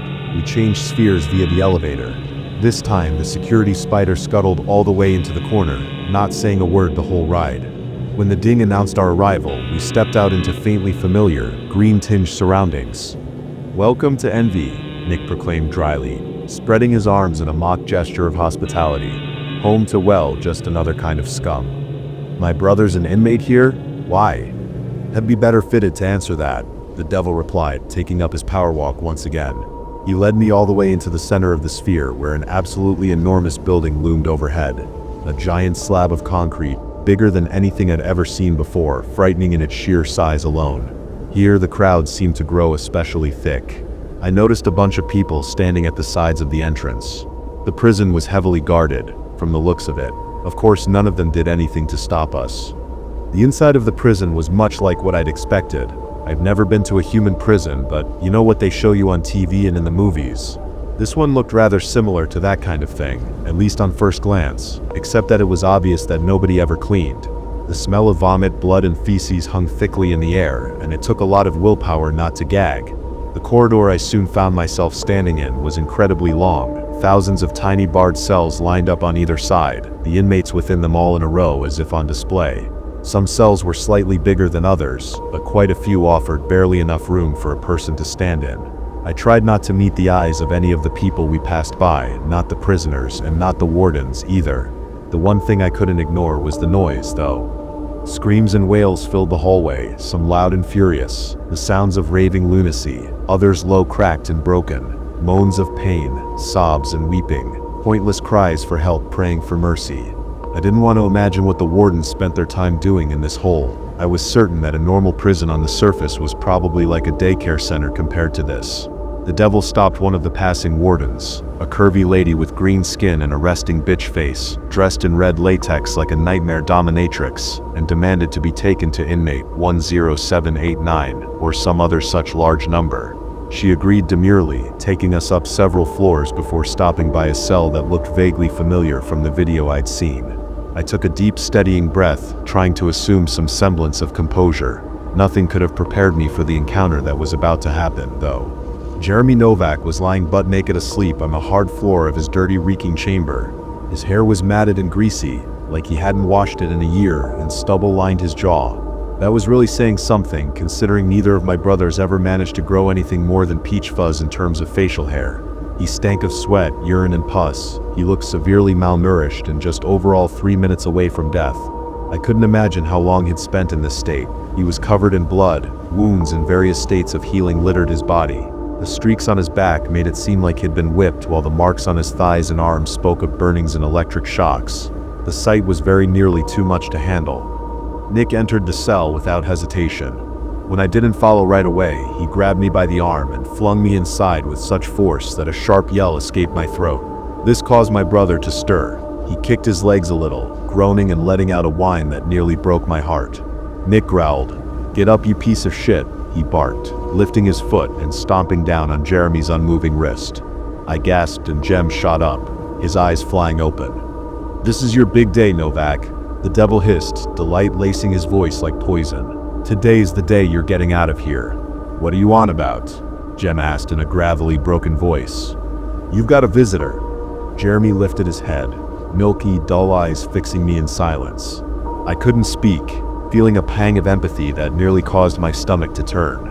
Somehow I couldn't reconcile the idea of this man being a cold-blooded killer and the sight of my little brother in my head. I held his gaze, trying to fight the cold rigidity that had taken a hold of me. Then, to my utter horror, a grin unfurled on his lips. "Look at that, the prom queen," he spat, upper lip lifted in a sneer. "What the fuck are you doing in here?" I swallowed thickly. "I'm going to take you with me. I'll take you home where I'll perform a dangerous ritual with you as a conduit, which you will not survive." "What?" Nick sighed. "Miss Fiona needs a casket for a spirit she's trying to get rid of. For the time you're up top, I will supply you with a corporeal form like you have it down here. You'll be able to move, feel, eat, and drink. Think of how nice a break that'll be for you. Now, after she's killed you, your soul is going to be taken back to me, and we'll stick you back in here where you belong. Sound good? Good." "The fuck?" "Hey bastard, nobody asked for your opinion. Follow your sister's orders and don't even think about running off, because I swear to you, I'll send Hetman after you again," Nick hissed. I flinched at the mention of Jasek's name, and to my surprise, so did Jem. "All right, Christ," my brother cried out, pushing himself off the ground with a pained moan. His bones cracked and he winced as he shifted his weight onto his feet. He squinted at me with hateful eyes. "Remember your little fuckboy, sis? You know, short goth guy, mean eyes, really deep, creepy voice. Imagine my surprise when he came to collect me. Damn small world, isn't it?" "Yup." "Well," Jem shuddered, giving a nervous grin. "I'm not keen on seeing that shit stain again, let me tell you. Brutal little motherfucker." Dunno what he's compensating for. Will you shut up? Nick groaned. You're giving me a headache. You only have one job, do it. Come back, and do not get up to anything stupid. Copy that, Jem muttered.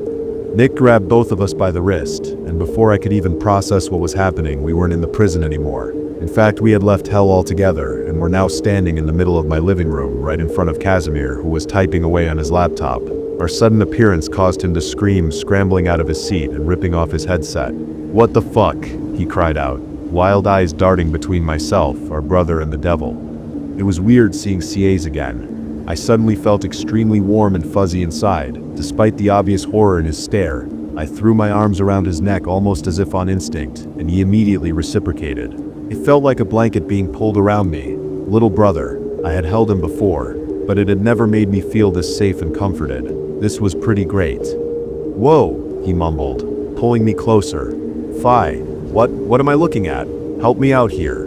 Is that? Hey, CAs, Jem drawled, dropping down on the sofa. Casimir reluctantly let go of me, throwing our sibling a brief glance before going back to gawking at the devil.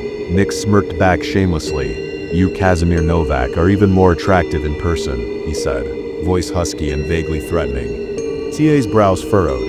Do we know each other? I know you, but don't worry about that now. Keep enjoying life, Casimir. I'll see you. And in the blink of an eye, Nick had disappeared into thin air. Was that the devil? My little brother inquired. Yeah, I replied breathlessly.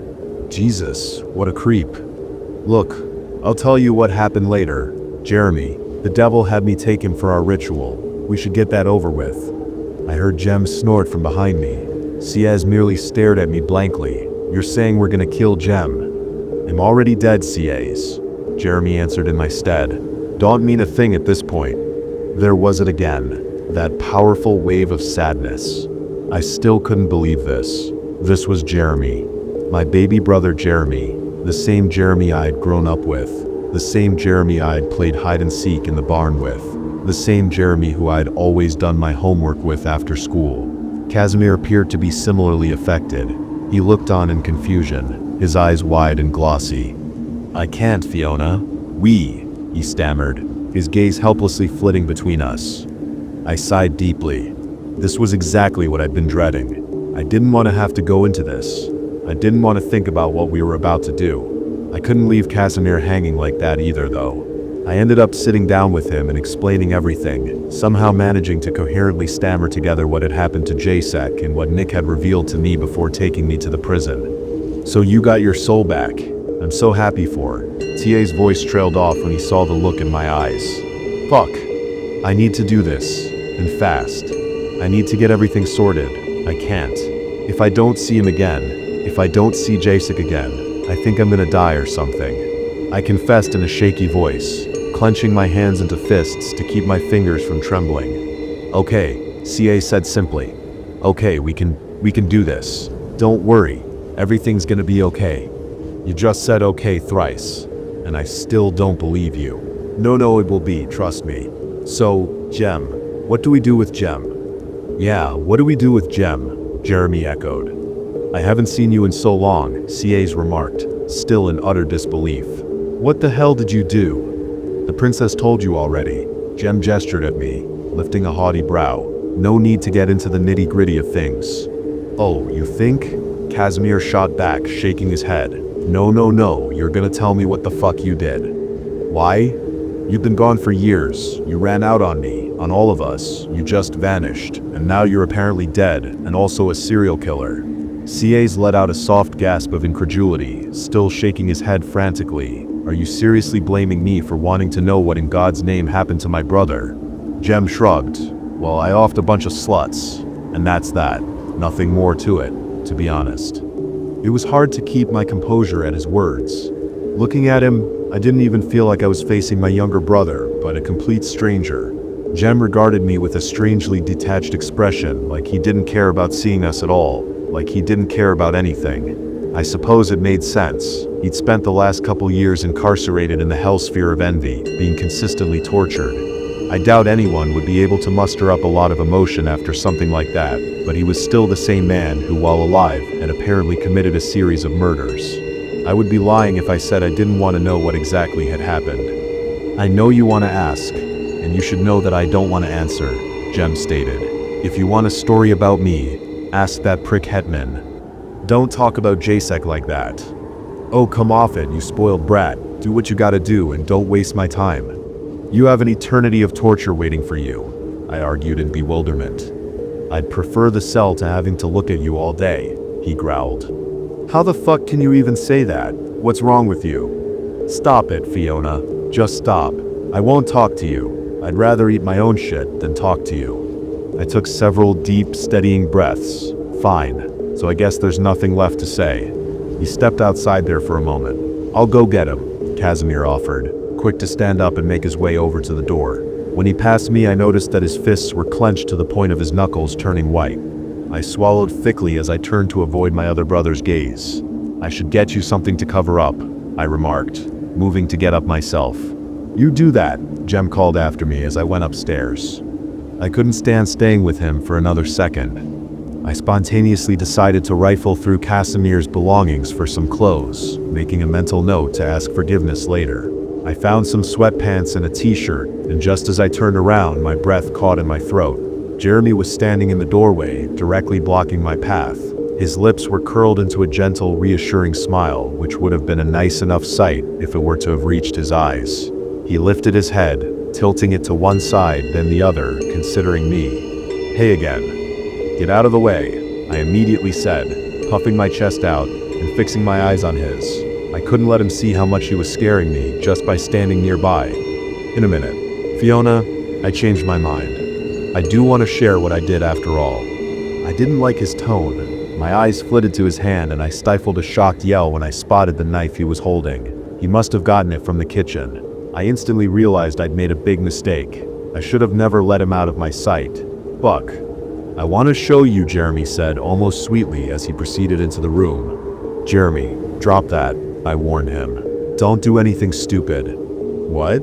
You think I care? They're gonna torture me down there anyways. Might as well have some fun up here.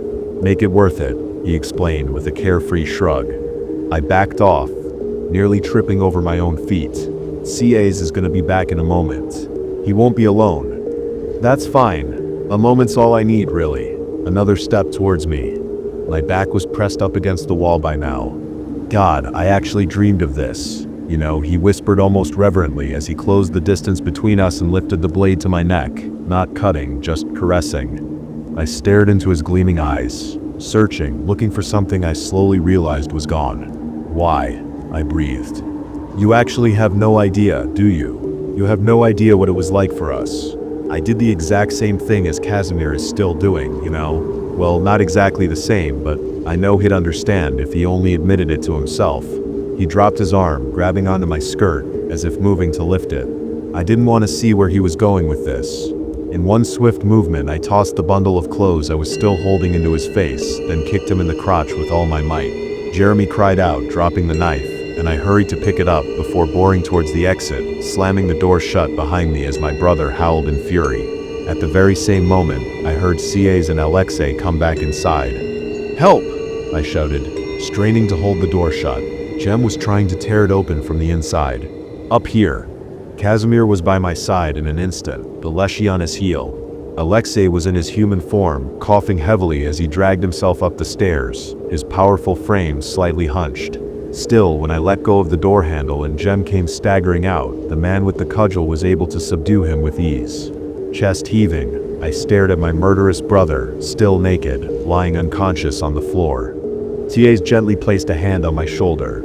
After confirming that Jeremy was indeed out cold, Alexei swung him over his shoulder and carried him out into the snow, where he unceremoniously dropped him. Casimir had warned the employees not to approach the house for a while. We didn't want them to get caught up in the fight that was sure to ensue. The three of us waited on the porch, eyes trained on the motionless body of our wayward brother.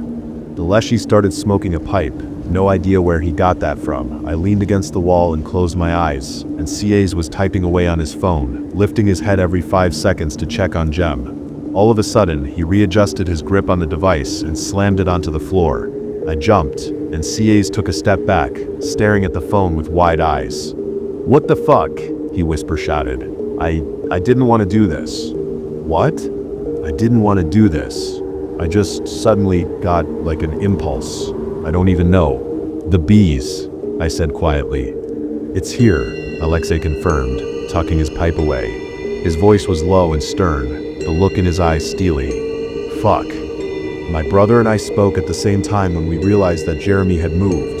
His limp body has been pulled up into a sitting position, his legs below him, his head tilted back to gaze heavenward. His eyes had rolled back, leaving only white and sore red. Slowly, he drew himself up, his movements resembling those of a puppet manipulated through unseen strings. I stared at him with bated breath, needing a moment to get a grip on myself as my heart began to race. Jeremy staggered to his feet, looking kind of like a zombie from a movie. His eyes came back down to focus on us, the glare from within them intense, unyielding, and absolutely murderous. Well, this is alarming, C.A.'s muttered, suppressing a nervous chuckle. I could tell he was just as stricken with fear as me. Gritting my teeth, I sucked in a deep breath, bracing myself. All right, let's move while he's still dazed. We can't let him get the jump on us. If either of you feel him in your heads, drop all weapons and get as far away from me as possible, I hurriedly instructed, assuming the most commanding tone I could muster. Yes, Mom, T.A.'s replied.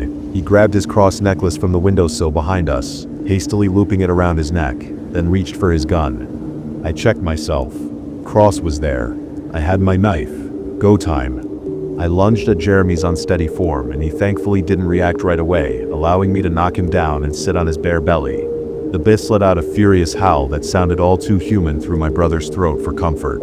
I sank the blade into his skin just deep enough to carve and hastily jagged it down his chest to form the first couple lines of an upturned pentagram. Unfortunately, I didn't get much further than that. Not actually. Jem pushed me off, growling as he threw himself at me and began to tear at my hair, limbs and dress in a frenzy. My grip on the knife was unrelenting, and I swung it at him a few times until he grabbed my arm and pinned it down. Alexei descended upon the possessed man like a hawk, grabbing him and dragging him off of me before flinging him to the ground, sending him sprawling into the snow. I jumped to my feet and, coughing and panting, pounced on him once more. Alexei held him down for a few seconds as I placed the tip of the knife in the spot where I'd left off. The pentagram was almost finished. There was just one line missing, 2 dots yet unconnected. That's when I noticed Alexei was starting to squirm. Fuck. No, stay with me, I shouted. It's trying to get in, he yelled back at me, looking more distressed than I'd ever seen him before. His eyes were wide and terrified. His jaw clenched, and he was gripping Jem's arms with a panicked, white-knuckled force. I'm almost done. Please, just stay with me. He cried out, a mix of a growl and a scream that reared his head back, but he didn't let go, and I drew the final line deeper than all the ones before. Blood sprayed out as I yanked back the knife. Alexei's eyes cleared up immediately, like the sky peeking out from behind bursting clouds. I wasted no time in pulling him to his feet. Stand back, I heard Casimir holler from behind us. I hastily moved aside, bringing the Leshy along with me. I didn't even have the time to turn and look at my brother before the gunshot rang out. Blood spattered, further tainting the snow, and Jeremy's writhing body fell still. Casimir was standing a few feet away from us, his gun still raised, his shoulders trembling. It was like he didn't dare lower his arm yet, for fear the possessed man would come back to life. There was no chance of that though. The bullet had entered Jeremy's skull at an odd sideways angle. I couldn't bear looking at it for long. My whole body was shaking, and I felt compelled to stumble over to CA's and throw my arms around him, almost not caring that he was still holding a weapon. He immediately dropped it, fully embracing me, and even pulling me up to my tiptoes to bridge our height difference. He cupped the back of my head and buried his cold face in the crook of my neck, inhaling deeply as I did the very same. His smell calmed me, not his cologne or the scent of my fabric softener he'd obviously used on his sweater, but the fragrance that laid beneath it all. Is that Little Brother by Calvin Klein? I asked with a faltering chuckle. What? He pressed out, snickering slightly in between sobs. It was only then that I realized he was crying. No matter. You're weird. So are you? We pulled apart, only for CA's to take a surprised step back, gaze trained on something behind me. Whoa, he uttered. Faye, look. I turned around only to find that Alexei, once more in his true form, had grown to easily 7 times his size. His antlers branched into the skies, as though they were trees of their own. His huffing snout sent forth clouds of warm breath as big as my head, and each of his paws was the width of a tree trunk. Without warning, he wrapped a wooden claw around me, picking me up to hold before his eyes. They were shining like twin stars. For a moment, we just stared at each other. It felt like my heart was overflowing. "How are you feeling?" I asked, a tentative smile tugging on my lips. His voice rumbled like a thunderclap. "Excellent. You've done right by me, heiress. I'm grateful." "I had to," I replied by way of explanation. Daring a glance below, I saw Casimir looking up at us in awe. I kicked my feet a little. It felt like I was flying. "I did not force your hand," the Leshy argued. "Of course not, but I still had to. I mean, it's you. You're my home, you're everything." He gently sat me back down in the snow, then laid down to get on eye level with us. He reminded me strangely of a resting fawn. "I have not felt this good in a long time," he admitted. "What do you intend to do now, Fiona?" It took me a while to get over his use of my name and the fact that he seemed to be willingly awaiting instructions. Not being out of my mind, I refrained from mentioning it. Standing a little taller, I allowed a smirk to creep up on my face. "Now I'll make Tom Hayes wish he never crossed my path." It's moments like this that I'm thankful to have my loyal senior employees. Knowing that Gus was currently making his rounds, I called him and explained that I was about to rely on him regarding an unsavory task that needed instant completion. He didn't even question my reasoning when I asked him to knock out Tom Hayes and bring him to me. "Smart," CA's commented. "He's not going to get suspicious of another guard approaching him, though I don't know if it truly would have made a difference. He seems a bit dense." Exactly why he's probably not the one who's been planning for all of this to go down. Maybe the buys even has something to do with this. I mean, it is a very inconvenient coincidence for all these problems to come up at the same time. I thought aloud before turning to the Leshy. "After I'm done with him, it'll be my turn to exact justice as I see fit," he completed my sentence. I smiled thinly as he turned to disappear beyond the tree line, his cheerful humming ringing out over the meadow. Casimir cleared his throat. "God, I'm glad," he muttered mistily. "I wish we could sit back and relax for just a minute after this." Looking down at the lifeless body of our brother, he let go of a ragged breath. "I can't believe this." "I know. That was a great shot, though. Just by the by." He gave me a wan smirk. "Thanks. So do we keep him lying around here?" I started. "Right. We need a box. Shit, where do we get?" I called my coffin guy earlier. He owes me a favor. He'll be here in an hour or so and drop off something for us. "You have a coffin guy?" "I have a guy for everything, sis. Cars, suits, ill-gotten documents. Gossip that can be used for defamation. I'm very well connected. I'll have you know." We returned inside where we were joined by Gus. After just a few minutes. Strong as an ox. That guy. He was carrying Tom Hayes with ease, slung over his shoulder like a sack of potatoes. "Help me take him down into the basement," I ordered, and Gus grunted, following me down the stairs. In the basement, he dropped the unconscious man on the floor. "There you go, boss. Do I want to ask?" "I know you do," I replied steadily. "Don't worry, though. I'll tell you all about it sometime." He looked at me with a tilted head before treating me to a crooked smile. "Sure, Miss Novak." He turned and went back outside where CA's was waiting to send him off with a coffee. This left me alone with Tom. I took the time to bind his wrists and ankles together using zip ties. Then I sat down beside him and started to shake him by the shoulders. Getting him to wake up was rather difficult. At first he didn't respond at all, but he eventually began to stir and moan. When I gave him a final slap across the face, his eyes flew open, darting around in confusion before settling on me. They widened in horror when the veil lifted. "Shit. Yeah, that about sums it up," I replied, nodding in agreement. "Your situational awareness astounds me. If you hurt me, I'll kill the white rabbit." I frowned. "Tom, I already have it back. I'd be taking a huge risk pulling this stunt otherwise, don't you think?" His lip quivered. No, how'd you?" "Somebody retrieved it for me. How do you not know the rabbit's gone?" "Where were you keeping it?" "I wasn't. He was. I didn't have it. He did. All along. I don't even know shit about souls. I just wanted to make some cash. I pay you enough. Why betray me?" He shrugged. "I don't know. It was cash." "So you're saying somebody hired you?" He nodded. "Okay, Tom. How about you just tell me everything?" "I'm not supposed to." "Tom, I have literally kidnapped you and I'm holding you prisoner. Whoever hired you can't help you. Your job right now is to convince me not to kill you," I explained slowly, holding his gaze.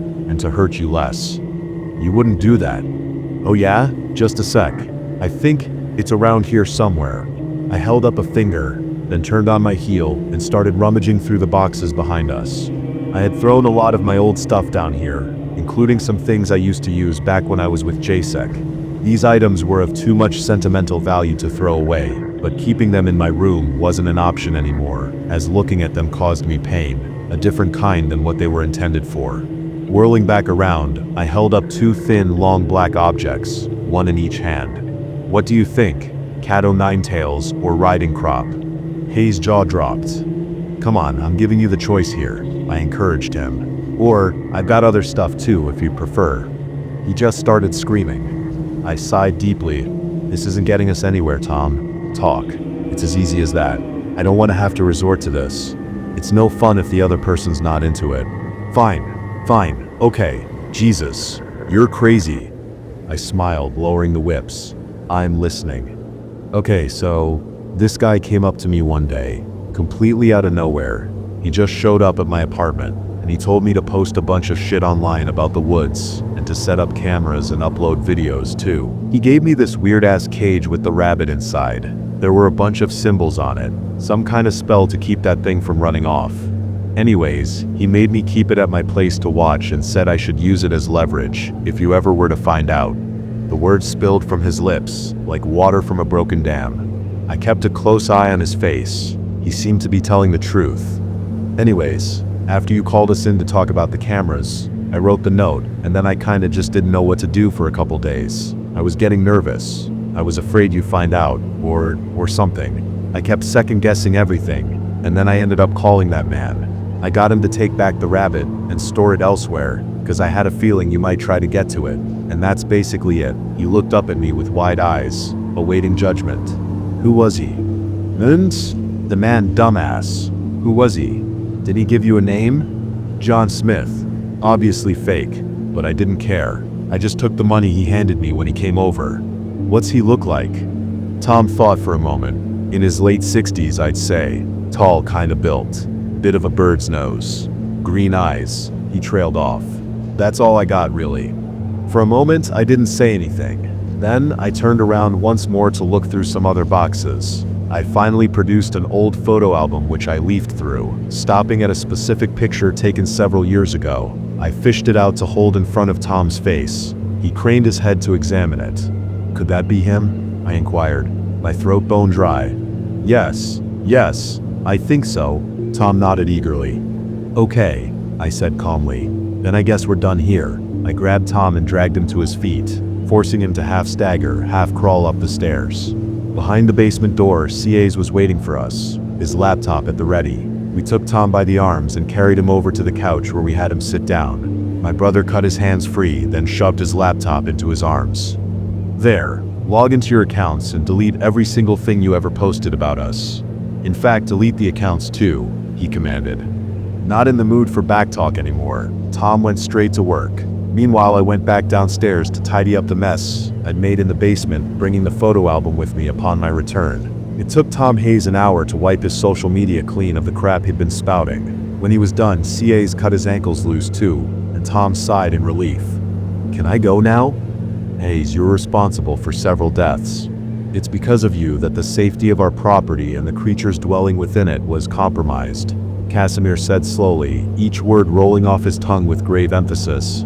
Understanding once more forced its way into Tom's features. Nothing, I answered plainly, helping him up. Am I fired? Oh no, just get back to your spot and walk your route. He eyed me with suspicion, but still moved to walk out the door. I followed, stopping on the porch to look after him as he headed for the edge of the forest. He didn't make it very far. Before he was halfway across the red meadow, a massive shape parted from the trees, and gigantic branch-like claws descended on the now screaming man. He tried to run, but it was useless. The Leshy closed his hand around him, lifting him into the air not unlike had done me. There was nothing gentle or careful about it this time, though. The wood demon threw his head back, opening his mouth before dropping the squirming man down his maw. A crunch of bone, a spatter of blood to color the snow, a cry of pain and panic breaking off abruptly. That was the last anyone ever saw or heard of Tom Hayes. I returned into the house with a long, soft sigh. Casimir was waiting for me on the sofa, long limbs stretched out, one hand in his hair. "I took care of the body while you were downstairs," he announced. "But we're gonna have to dig a pretty large hole pretty soon. I don't think Jeanette likes sharing her stable with a coffin. Has Hayes been dealt with?" "The High King of the Forest has exacted his revenge," I muttered grimly, feeling rather like the narrator of a creepy old fairy tale. Casimir nodded. "All right then. I'm dreading to ask, but we both know I have to. So, what did you find out?" "Tom really was hired by someone. Someone we know. Someone who hates me." "Who?" I dropped down beside him. "Dad, I can't believe this. I can't fathom any fucking part of this anymore. It's been a pretty sucky night. I couldn't really sleep, and I kept jumping at every little noise I heard, thinking it could be Nick coming to take his due. But it wasn't, not so far at least. So, I guess it's time to talk about my dad. Thing is, up to this day I never figured there was much to say about him at all. My father is, well, he's hardly worth mentioning. I don't even know how old he is. Exactly. We never talk anymore. Hell, we never really have. I had a lot of time to think about that when I was digging up the frozen ground alongside Casimir yesterday. I eventually told him to just stand back and let me do the work. He was panting an awful lot. "You okay? Where's all that stamina you always brag about?" "Shut up," he muttered, leaning into his shovel for support.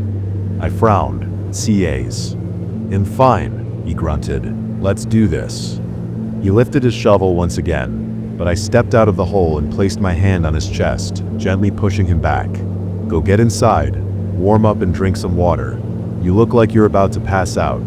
Grumbling, he tossed the tool aside and lumbered up the steps to the porch.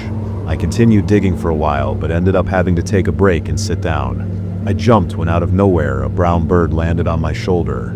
It was so fat it was nearly circular, and it looked rather funny, what with its puffy feathers and the teeny-tiny beak. It took to the air again right away, flapping its itty-bitty wings like crazy in a futile effort to keep its heavy body up. It bumbled around for a moment, and I started laughing hysterically. It was simply too amusing. Blinded by tears of laughter, I didn't see the transformation, but after I'd wiped my eyes, I found a familiar tree monster towering over me. "Holy shit," I pressed out in between fits of giggles. "You're so great, I fucking love you." Well, Alexei bowed his head like an actor after a performance. "Did you know it was me?" "Of course I knew it was you. If there's a bird around here, it's always you. What brings you by?" "I saw you breaking your back there. Fiona, you saved me from an affliction that would have cost me my life. If you need something, just..." He plunged one set of claws into the ground where I'd been digging and pulled out a sizable chunk of earth. "Oh, thank you. You just made that easier. I was planning on asking you for help sometime, but I was gonna save that favor for something tricky." "My benevolence isn't quite so fickle as that," Alexei replied, sounding almost reproachful. "And not a common fairy. So you're saying there will be no petty favor trading?" "No. If you ever find yourself in need of my assistance, you will have it, that I swear." I found myself moved by his words. For a moment, I didn't know what to say. Then I settled on teasing. "So, I can finally make you a friendship bracelet." "Impertinent wench," he grunted. "Ruin the moment, did I?" "Utterly. Get out of the way. Why is it that you seem so mournful? You look plain when you cry." I sighed. "You couldn't just keep on being nice, could you? It's about Tom Hayes. And my dad. Turns out he probably instigated this whole mess. CS and I, we've been trying to figure out how to go about this. You don't happen to know anything about my father, do you?" The Leshy hummed in thought, casually wrapping his talons around the coffin sitting behind me on the porch and lifting it up as if it were a football. He unceremoniously nudged it into the hole before sweeping his paw over the heap of soil we'd piled up on the side, covering up the grave for good. I never spoke with him.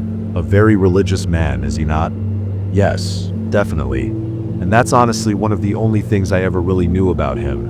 I shrugged. We weren't close. How glad I am for that.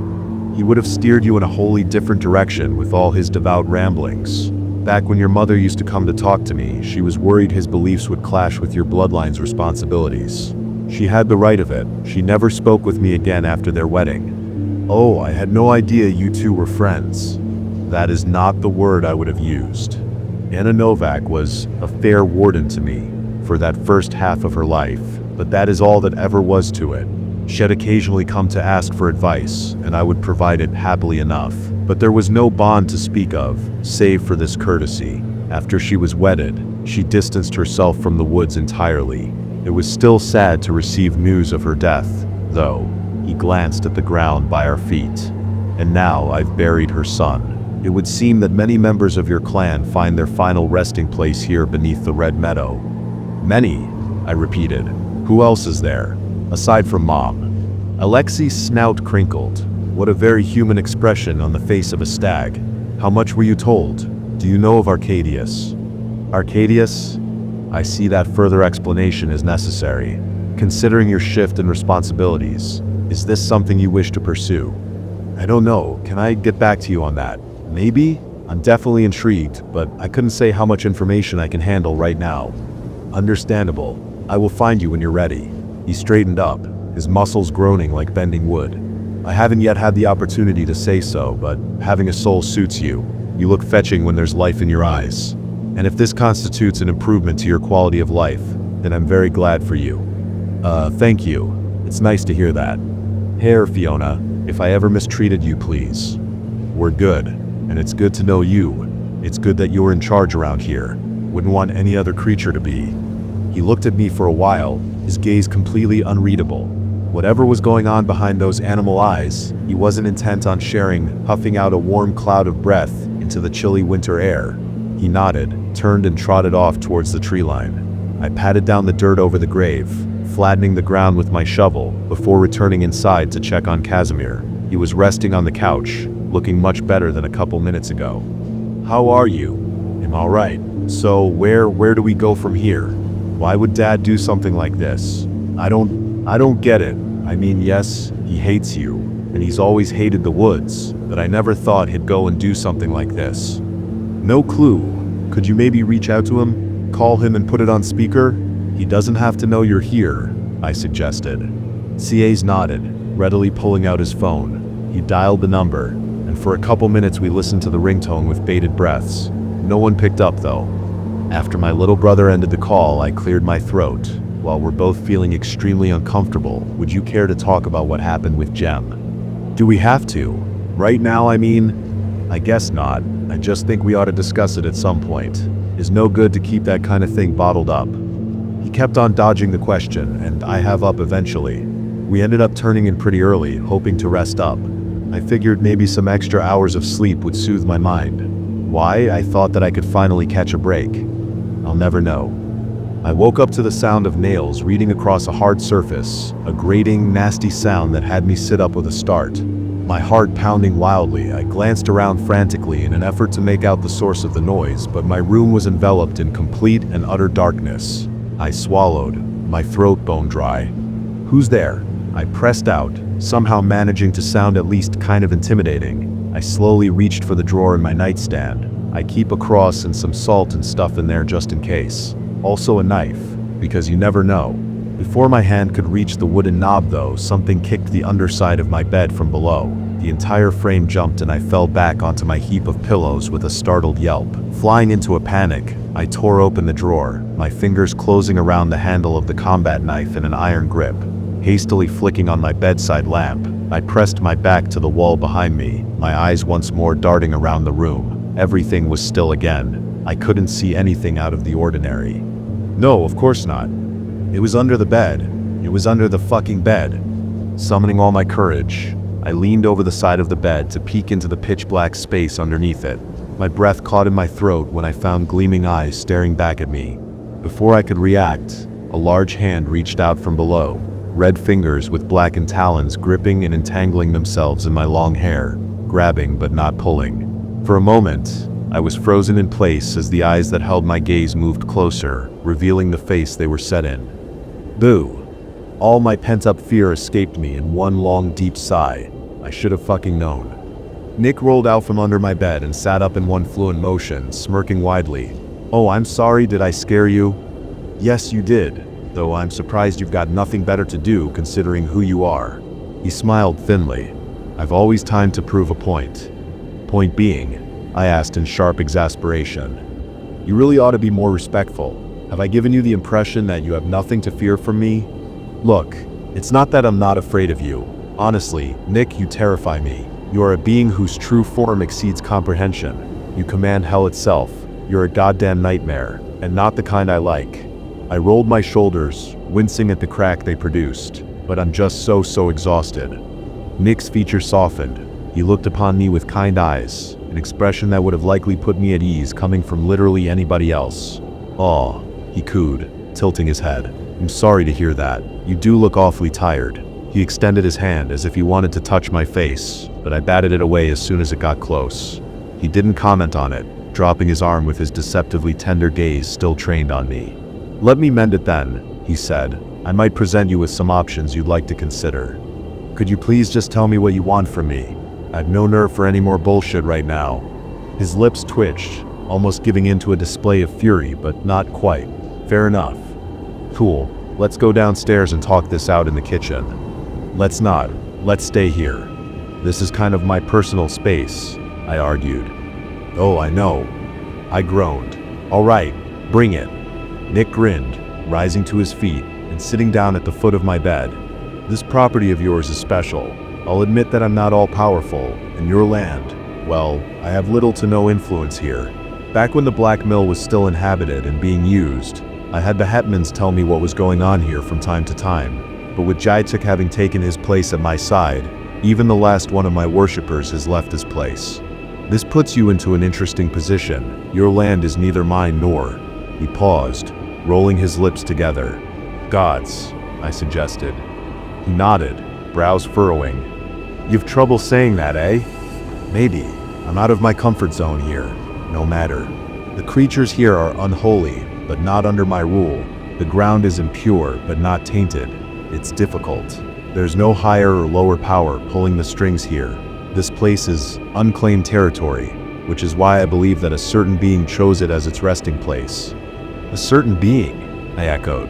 "What kind of being?" "A powerful one. If you think that I exceed comprehension, then you couldn't even begin to understand the one I'm looking for. It's a creature that wasn't made by the divine hand. I do not know how it came into being. If it was ever birthed, perhaps it simply is. I could not describe it to you in any words that you would fathom, but I have been searching for it for a long time. Why? I need to consume it. I need it within me. I need to be one with it. This thing, this creature, it could help me turn the tide." "Turn the tide?" I repeated. "Do you mean exactly what you think I mean?" Nick's smile grew, now looking like it could split his face. "And since you hold some semblance of authority here, I want you to locate it for me." He drew closer. "You're shaking, Fiona. This do anything to wake you up?" "I don't want to help you," I gritted out. "I don't want to do this." "Why?" "'Cause you're so devout all of a sudden. Please." He let out a derisive snort. "You haven't been to church since your father dragged you there nearly 2 decades ago. You are vain, lustful, lazy. Do I really need to go on? All this sounds to me like you very much picked a side. You prefer chaos over order. You're not a pure little dove, Miss Novak, and no amount of pristine white gowns is gonna change that. Besides," he trailed off, and I squeaked when his eyes turned an inky black, his skin paled, and his hair curled atop his head. "I do have something you want." "Stop that," I hissed, dread mixed with nausea as I saw him take on Jasek's features. "Change back." "Calm down. It's all good. Hey, I promised I'd give him back. I've thought about it, and seriously, I wouldn't mind you two hooking up again. Do you have any idea how powerful that boy is? How powerful you could be? If you two had a kid, it'd be splendid." I let out an incredulous laugh. "And you'd eat that too, would ya?" He shrugged. "Nothing personal. It's all about the might." I shuddered, face scrunching up. "I think this isn't a conversation I want to be having." "Well, then I guess that's just a discussion for another day." He stood up, wiping the corner of his mouth. "My request is clear though. Find me this sleeping being, and tell me where it rests. I'll be in touch, so don't stress out over contacting me. I expect results soon, but not quite so soon that you'll lose more sleep over it." The devil grinned, reaching out to tip my chin up. "Rest assured, I never ask for more than people can give. I take care of mine." "And not yours," I shouted.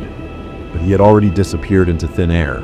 You'd think I wouldn't be able to sleep after having the literal devil house under my bed, but I actually found the part of the night that followed very restful. Maybe all the excitement had exhausted me. To my surprise, no alarm clock rang me out of bed the following day. I was tickled awake by the gentle rays of winter sunlight falling in through my window.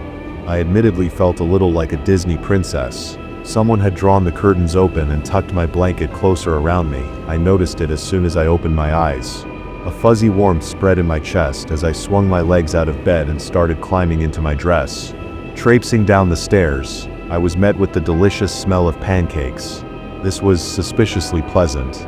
Upon entering the kitchen, I found CA's waiting for me, holding out a loaded plate. "You made breakfast?" His shoulders drooped. "I was feeling really guilty for how I blew you off yesterday," he admitted sheepishly. "And then I had a really sad, creepy nightmare where you were standing across from me and you were looking at me with your eyes all white and you were crying. And I wanted to comfort you, but then all of my teeth fell out. Anyway, I went to wake you up, but you looked so peaceful. I ended up turning off your alarm. Figured you'd need the rest. I've already checked up on the morning shift. Everyone seems to be doing all right, although we will need a replacement for Hayes sooner rather than later. Didn't you meet some folks who were interested in working here a little while ago? You know, when you went to town." "Yeah, but I don't know if we ought to be conducting interviews at a time like this," he argued. "We're gonna have to. We don't have to do it here. We could do it somewhere public. There's a diner there. That's not so bad. Right? That might work." A sparkle returned to CA's eyes as he proceeded to douse my pancakes in syrup. "I hope it was okay that I came into your room. I was missing you a lot. I know that makes me sound like a baby, but what are you gonna do?" I interrupted him casually. "Sweetie, you're not Jem, and you used to hang out in my room all the time." I set my plate down on the kitchen table and proceeded to tell him about Nick's visit the night prior. Casimir was shocked, but I assured him that I wasn't letting the devil's mind games get to me. "So aside from that, we've potentially been sitting on what, an eldritch horror that's sleeping somewhere on our property," he clarified. "Seems like it, but on the plus side, all Nick asked me to do is locate it, not to wake it up. Not to make contact, just to locate it." I shrugged. "I think I can do that. I can run some job interviews on the side," my little brother offered readily. "I'd appreciate it, but elephant in the room, what do we do about Dad?" Casimir fell silent. "I seriously don't know. But I'll try to come up with something, I promise. You can't waste your energy worrying about him right now. It's been bad enough for you as of late. I need you to be okay. I'm scared for you. Anyone else would have probably gone insane by now." I smiled, waving him off. "Surely not anyone." "Fine, that wasn't some sort of compliment. I think you're literally at risk of losing your mind," he said sternly. "Look, I'll try to take care of the dad situation. You do what Nick asked. If we keep him happy, he'll uphold the deal with the whole de folk. Besides, I really don't want him to be pissed at us. He freaks me the fuck out." "I know what you mean." Squirming in my seat, I tried to meet CA's pale green gaze. "Okay, I'm not sure if I should be telling you this, but Nick, he kind of likes you. He says that once you die, you'll become one of those demons who torture the sinners in lust. Is that something you want to do by any chance?" From the disgusted look on his face, I could tell that it was probably not. Casimir seemed to be genuinely repulsed by the idea, but his answer was rather level-headed. I guess I knew. I honestly don't know if I can even change that, and I wouldn't even know how to start trying. Maybe not knock up every other girl you meet?" He let out a dry chuckle. "Yeah, that'd be a start, but that's something I've been meaning not to do anymore either way. Fuddy, I'm not a monster." I know, I quietly cut off a part of my pancake stack. "Hey, Jeremy said some pretty concerning things about how you'd understand what he'd done if you were real with yourself, and that it was different for you guys. Any chance you could tell me what he meant by that?" Casimir shook his head. "Jem's crazy. Yes, I know what he's talking about, but it's bullshit. Of course we had a shit time as kids, but that doesn't mean you're allowed to go and kill people." "A shit time?" I repeated quizzically. CA's let go of a deep, ragged breath.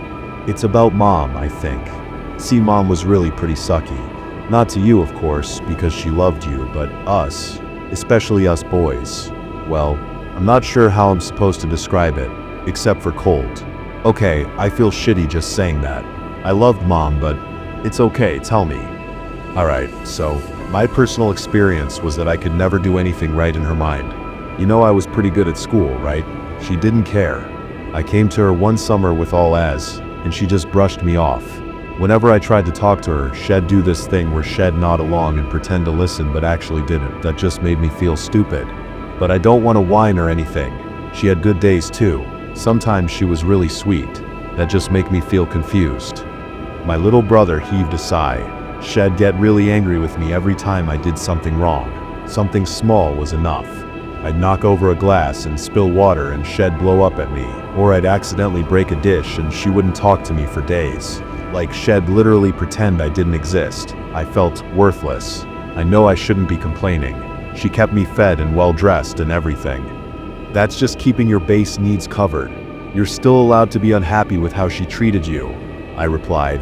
Dad kept me fed too, and he fucking hated me. You wouldn't believe how much shit I did just to get a rise out of him. He was always angry with me, and it was like whenever we were alone, he would actively try to, I don't know, take me down a peg. Like one time he was driving me to the doctor's office because I caught this really bad cold. That was when I was around 15, I think. And the whole drive, he just kept on insulting me. He literally called me names, and I hadn't spoken the entire time. I was just trying to tune him out. Fuck, Dad was really like that to you.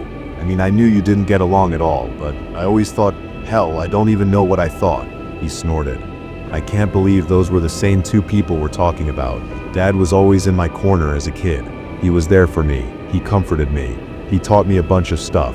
He just saw me. Does that make sense? He was on my side. I just wish there hadn't been sides, I said softly. Yeah, I think it was even worse for Jeremy. But then again, he was always really fucking weird. Honestly, I should have known he'd turn into something like this. There were a couple things I noticed, and, well, I never said anything. He told me not to. In fact, he basically threatened me once. For some reason, I actually only remembered that yesterday. What kind of things did he do? I asked hesitantly.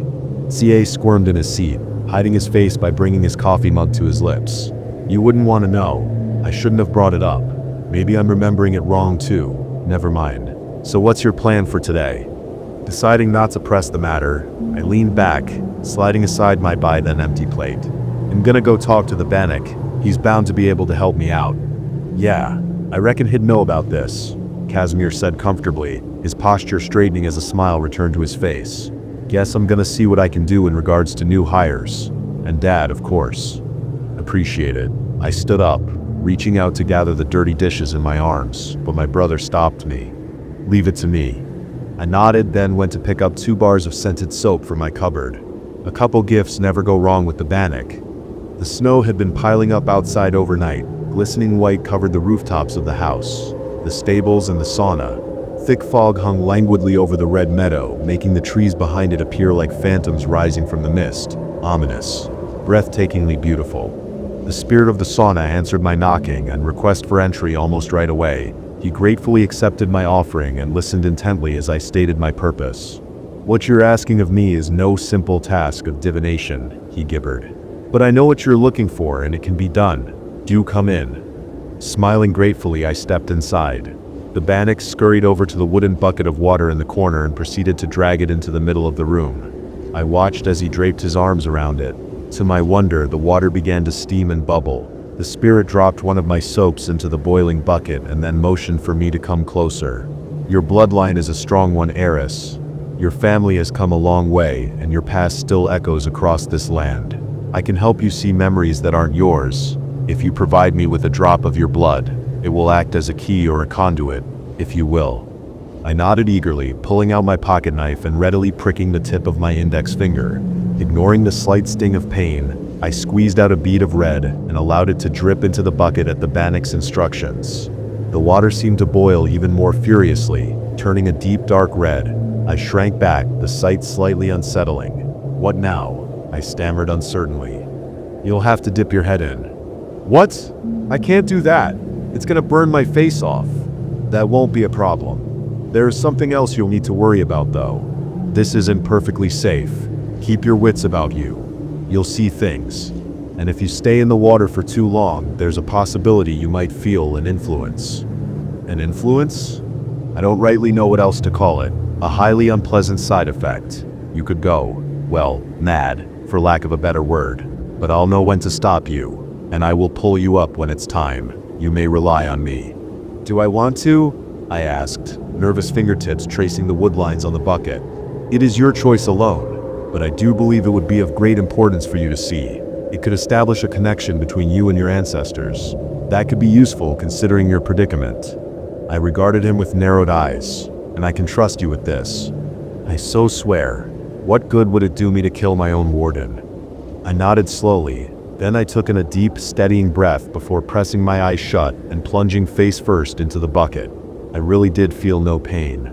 The water bubbling around me was pleasantly warm even. I could feel my hair being cautiously drawn up behind my head, and I smiled to myself when I realized that the bannock was holding it up for me. Readying myself for whatever was about to happen, I opened my eyes. To my surprise, this too didn't hurt. I didn't even feel the need to breathe. For a moment, I couldn't see a thing. Then all of a sudden, my mind was flooded with images. Everything I saw and felt was different. Wholly different. It took me a few seconds to realize that this wasn't actually happening. These were simply memories. An experience belonging to somebody else. I wasn't in the steaming room anymore. I wasn't in my woods at all. Hell, I wasn't even in my own body. I was a man on a horse, riding at the front of a long trek. Walking behind me were roughly a dozen creatures of various shapes and sizes. Some stood upright while others prowled on all fours. Some had faces while others had snouts. Those aquatic brings who could not go on foot were being pulled along in a large basin on wheels or carried in jars. In front of me on the horse, nestled between my legs, sat a little boy. He was playing with the mane of my horse, braiding and twisting it while whistling a small tune to pass the time. Twigs and leaves were sticking out of his unruly dark brown hair. 2 short fuzz-covered branches pierced his scalp on either side, nubs that would one day become large, majestic antlers. Once he got older, he'd surely be able to shift into a more defined human form instead of this admittedly adorable mixed-up body. I had yet to see him take on his primal, likely more monstrous appearance. It couldn't be that big and scary considering his young age, but I had a feeling he was hiding it in order to appeal to my own human paternal instincts. I didn't want to embarrass the proud little thing by bringing it up though. The child would grow into a powerful creature, but as he was now, he was abandoned, hurt, and in need of protection. Normally, a Leshy would be raised in the woods he was to rule upon maturing. The offspring of another Leshy and a swamp Kikimora, his purpose in life would have been to become the new woodland guardian once his father died. I had found the boy at a crossroads all by his lonesome and in obvious distress.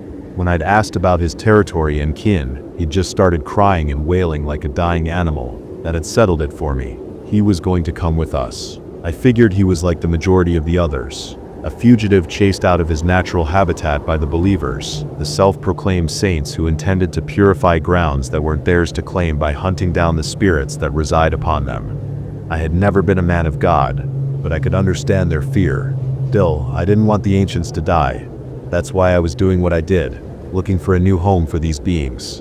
I turned my head to look at the man riding alongside me. His steed was pale as death itself, his sallow fingers clutching the reins with steely resolve. Despite the bags under his eyes, and the sweat and grease that made his black hair look like a bird's nest, he seemed to be holding up well enough. "Is it still following us?"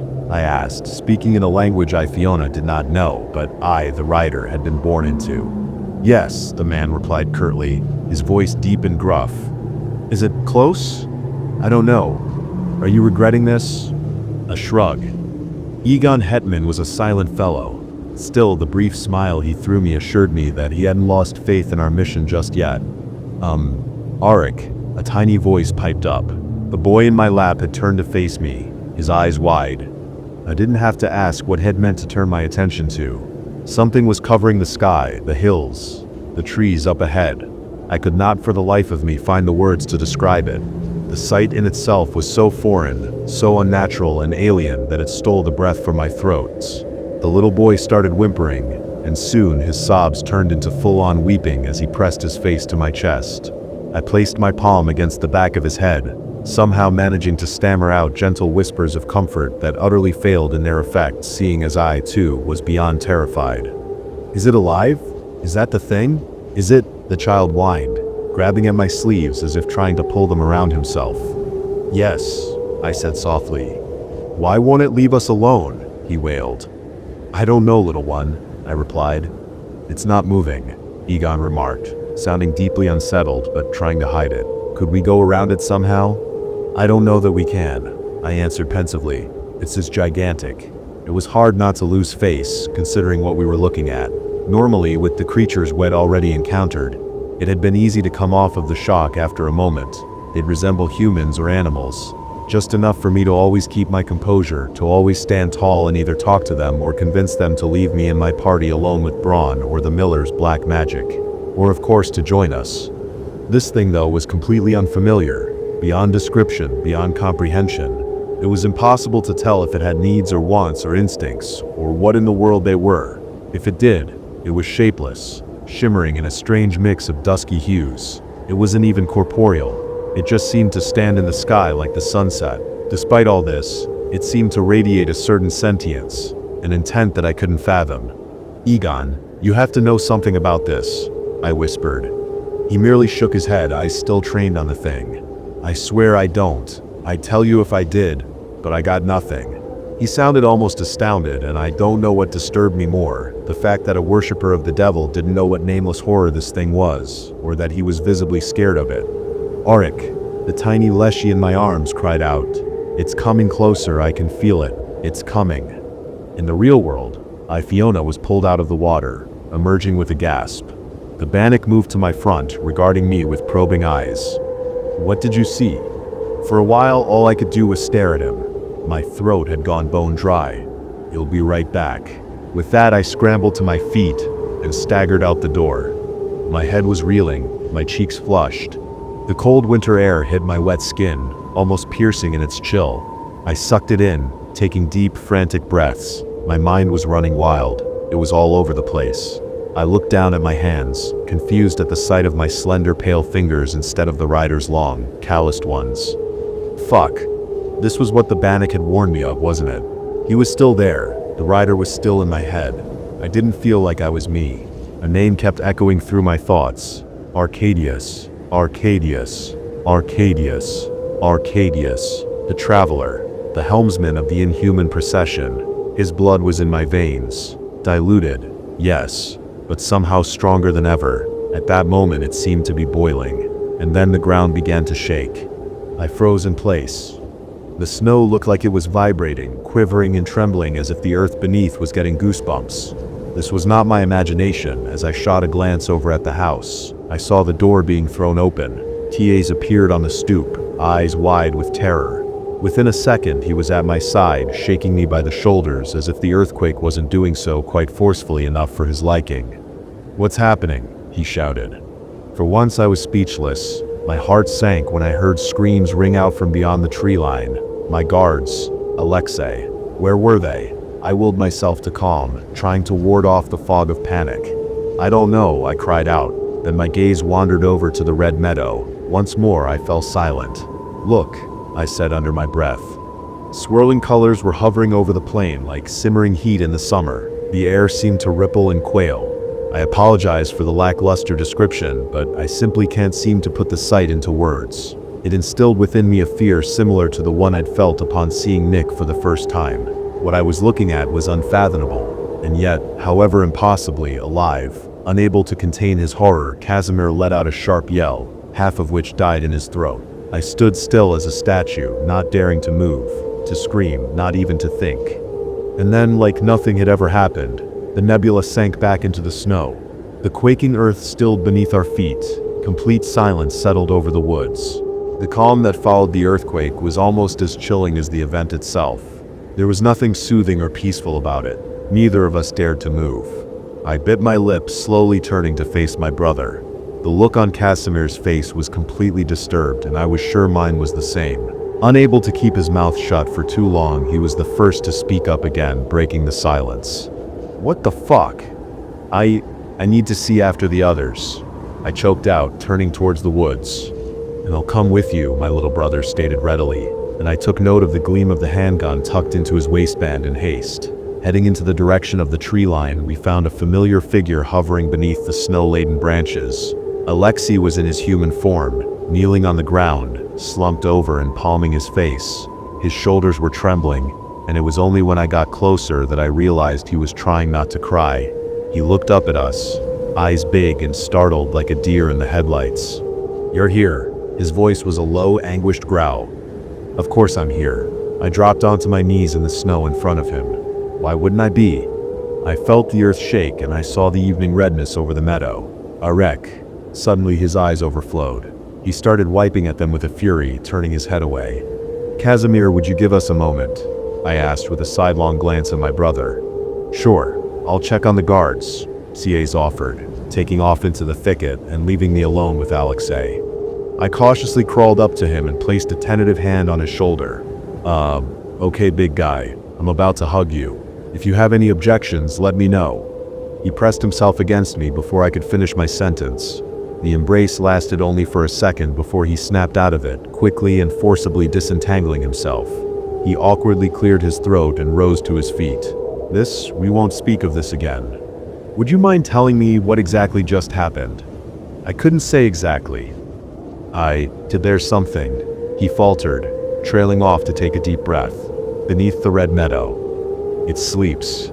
It has been sleeping for a long time, completely quiet too. What in the world happened to make it stir? The only thing I can think of is, I did this clairvoyance ritual thingy with the Bannock and I saw the memories of... I paused, holding his gaze as I spoke the name I knew meant so much to him. Arcadius. Arcadius, he repeated, his tone laced with reverence. You were very cute as a kid. I raised my index fingers to the sides of my head, indicating the nubby antlers I'd seen on his infant form. What with the little stickies in your hair and all. You were so tiny. Oh, wrong moment to bring that up. He gave me an irritated snort. It never ceases to astound me how someone so well-bred and elegant can be this snarky. And not being snarky, I just genuinely think you were adorable. So change snarky to irreverent, and my point still stands. He was visibly trying to hide the smile that was tugging on the corner of his mouth. As much as he claimed to despise my impertinence, it rather seemed to amuse him. Could you tell me about Arcadius, then? What do you know so far? Well, my mom always used to say that some ancestor of ours immigrated here from a Western Slavic country, and that he built the house and the sauna and brought all the creatures with him. But I want to hear it from you. Fine. Walk with me? He offered his arm, and I shrugged, stepping closer and folding my hand around its crook. He had to temper the length of his strides for me to be able to keep up. It's been several hundred years since I last made an effort to remember Arcadius, so please excuse the hesitation. This isn't exactly easy for me. Arik liked mysteries. He was a bit of one himself. None of us ever found out much about him, who he used to be, where exactly he came from, why he did the things he did. He simply appeared to all those of us who needed him. I assume you bore witness to the state he found me in. I was small, young, alone, and completely hopeless. I had no home, no land to call my own. If he hadn't taken me in, I wouldn't have survived. Times were changing back then. You humans were losing their regard for us.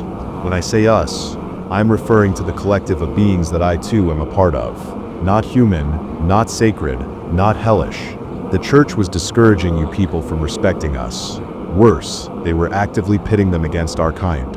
They managed to get some of them as far as to try and hunt us down. The ones who had once sought our benevolence and protection now came after us with their pitchforks.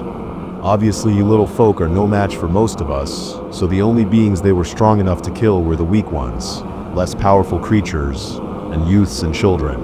Admittedly, most of us come into existence not by birth, but as the ghostly remains of humans. But take me for example, I am the result of the union between Aleshi and his wife. I would have spent my infancy sleeping and waiting, one with the forest, until the wood demon that fathered me died. I would have, if it hadn't been for the saints taking torches to the trees that were my birthright.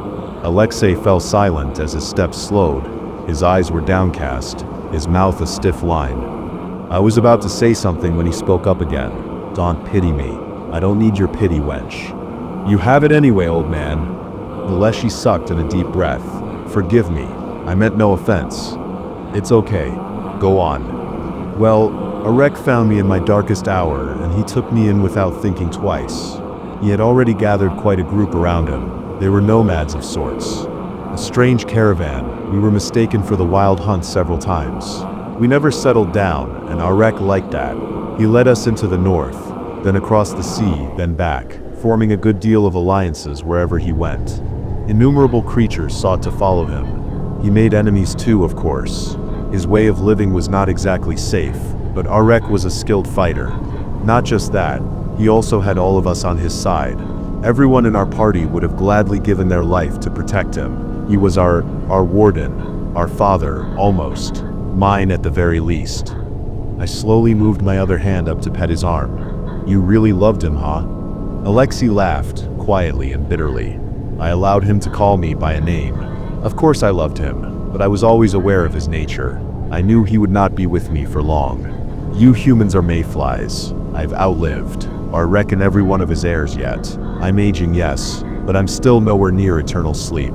I've never lost sight of that fact. So you're saying you didn't get too attached to him? In saying I tried.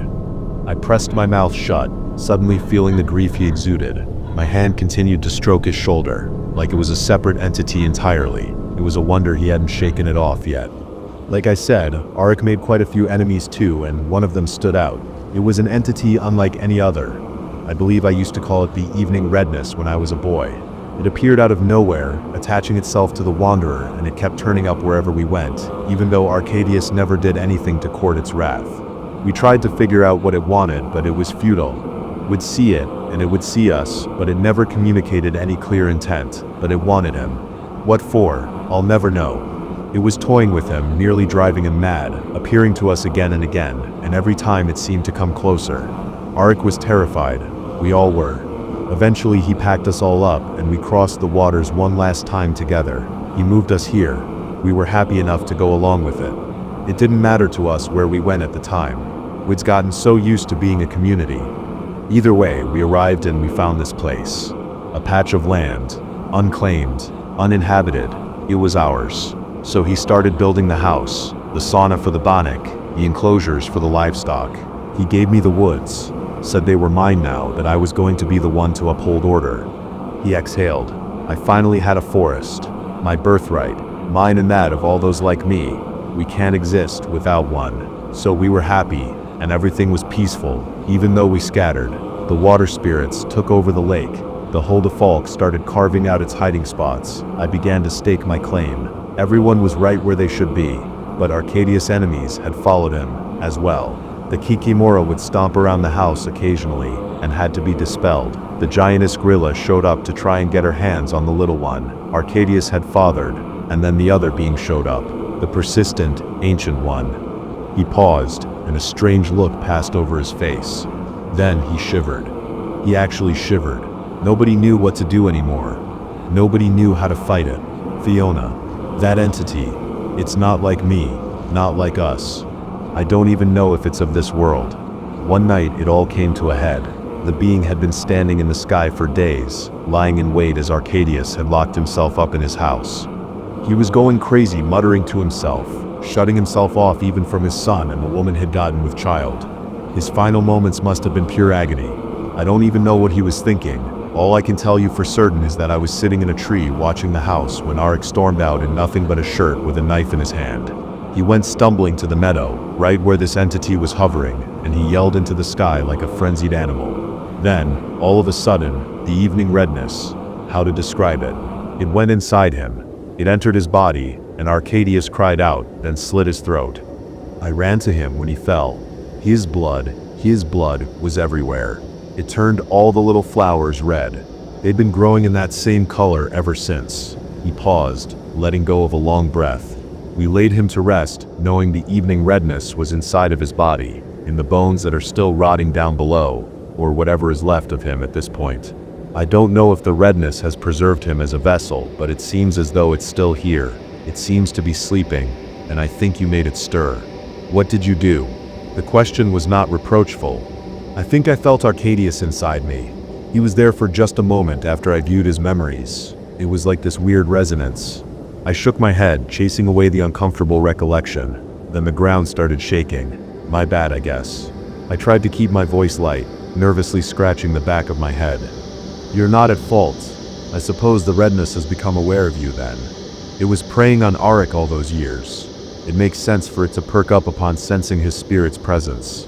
I can only make assumptions, but it's possible that it has an interest in your bloodline. Perhaps in its slumber it has up until now been unaware of any descendants he's had. But it laid right back down.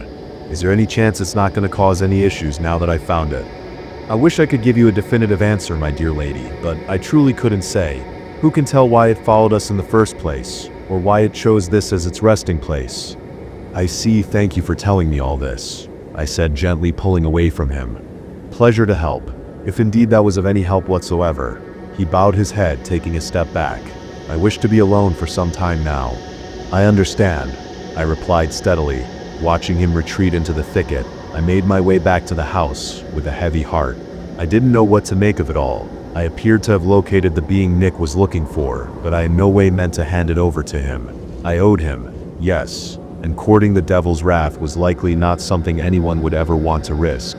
The death of the entity itself would be nothing to mourn. It would rather be like I was avenging the killing of Arcadius. But I didn't want to imagine the consequences of the evening redness being consumed by the beast. I didn't want to find out how this would help him turn the tide. I made my way back to the sauna where I had briefly caught up the understandably confused, kindly old spirit.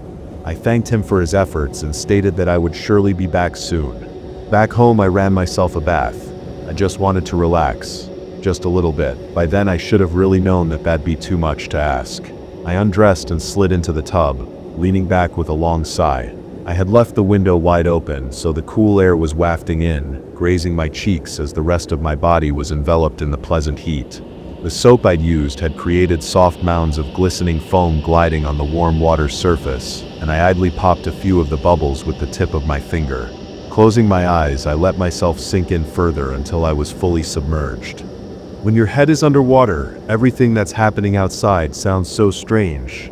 I could hear the water drifting around me, a deep low droning. Outside of the tub, the heater was buzzing, sending the slightest of vibrations to my ears. I could even make out the howling of the wind. The bathtub felt like a whole other dimension. I couldn't help but think of Arcadius. How strange that this whole dilemma should have started with wannabe cryptid hunters entering my property when my oldest ancestor, the one who first established said property, was technically something of a cryptid hunter himself. Feeling myself run out of breath, I moved to emerge from the depths again, only to find that I couldn't. It took me only 2 seconds to realize that a large hand was pressing down on the top of my head, preventing me from bobbing up. The panic set in almost immediately. I pushed back against it, struggling and beginning to thrash around. Memories of the Vodyanoi flooded my mind. Images of my soaked wedding dress bearing me down as I flailed helplessly appeared before my inner eye. No, these weren't the Twin Lakes. I was in my own home. I was supposed to be safe. I reached out blindly, arms piercing the surface as I tried to grab onto whomever was trying to drown me. My fingers met with very, very warm skin, a lower arm which I grabbed onto and began to pull. The other person wasn't giving in though. Down below, the sound of laughter reached my ears, abstracted by the water that was still in the way, but nevertheless audible, cruel, genuinely amused, merciless. My pulse was racing, the need to breathe growing into a sharp sting in my throat. I was growing desperate, nails digging into my assailant's skin to the point where I felt one of them bend and finally break. I screamed in pain, water entering my mouth. This is it, I kept thinking. Fuck, this is it. And then, all of a sudden the pressure was gone and I emerged abruptly, sputtering and coughing before gasping for breath. My chest was tighter than ever and I greedily gulped down as much cold air as I could, furiously rubbing the water from my eyes. I blinked at the person standing over me. Unkempt brown hair, a scarred face, a wide smile. Jeremy. The shock was enough to send me scrambling away, pressing my back against the faucet. I was too afraid to move, too afraid to scream. I was quite literally frozen in fear. Then my little brother's features began to rearrange, his eyes darkening and his face morphing until I found none other than old fucking Nick staring back at me, the grin very much the same. Hey, Miss Novak. I exhaled loud enough to make him giggle. Scared you there, did I? He sat down on the side of the tub, seemingly not minding his sweatpants getting wet. He was already drenched from the struggle, foam thinly running down his dark red skin. You really don't like Jeremy anymore, huh? I thought about doing Casimir instead, you know, just to get that extra kick out of you. But the art of shapeshifting is a subtle one, and it is infinitely more difficult to imitate someone that handsome. He shrugged. I'm still very much satisfied with your reaction. I glowered at him, still panting. Anyways, I had a feeling you've been making progress, so I figured I'd come over and check up on things. Yeah, well, I found it, I admitted, chest heaving. Excellent. He leaned in, looking delighted. How very efficient you are. You get a lot of things done if you don't waste time creeping into women's bedrooms or torturing your acolytes. Are you sassing me, Fiona? Appear to be yes. He narrowed his eyes at me, smirk unfaltering. Well, I'll be damned. She's getting cocky. He straightened up. Lucky for you. I'm the forgiving type, and it helps that you're not wearing anything. Despite the immediate need to cover up, I kept my eyes trained on him, not so much as flinching. I wasn't going to betray any kind of shame in front of this bastard. So, Nick asked. So what? You know exactly what I mean. Where is it? I'm sorry. Did I agree to tell you right away? Because you said you wouldn't stress me out. Nick sighed. You don't want to play that game with me. Forest Bride. I invented that game. Where is it? My mouth was a thin, short line. I shrugged my shoulders. Fucking... Okay. I do take care of mine. No one is gonna tell you otherwise. Reckon they wouldn't be alive to do so. Nick tilted his head in consideration. Yeah, well, either way, I'm feeling generous. I know you have some stuff that needs sorting out, so I'm actually going to be nice about this, and wait until you're ready, he chuckled. It's funny. I always thought I had daddy issues. Anyways, you take care of that, and I'll just be in touch. I will be. You can count on that. Meanwhile, I'm just going to have to prove my goodwill to you, won't I? No harm, no foul. Some folks just need convincing, and I think I've got your number. He tapped me on the shoulder, and then 1 second to the next, he disappeared. I sat in silence for a beat before hearing CA's voice call out to me. Fi, are you in the bathroom? You might want to come downstairs. My heart still pounding wildly, I got out of the bathtub, dried myself off, and got dressed. I trotted down the stairs to join my brother in the living room. He was holding onto his cell phone with a white-knocked grip. When he looked up at me, it was with wide, empty eyes. That was Dad, he told me. I just got off the phone with him. What did he say? I asked, the hairs on my neck standing on end. Okay, so he picked up the third time I called and I told him I was here, with you.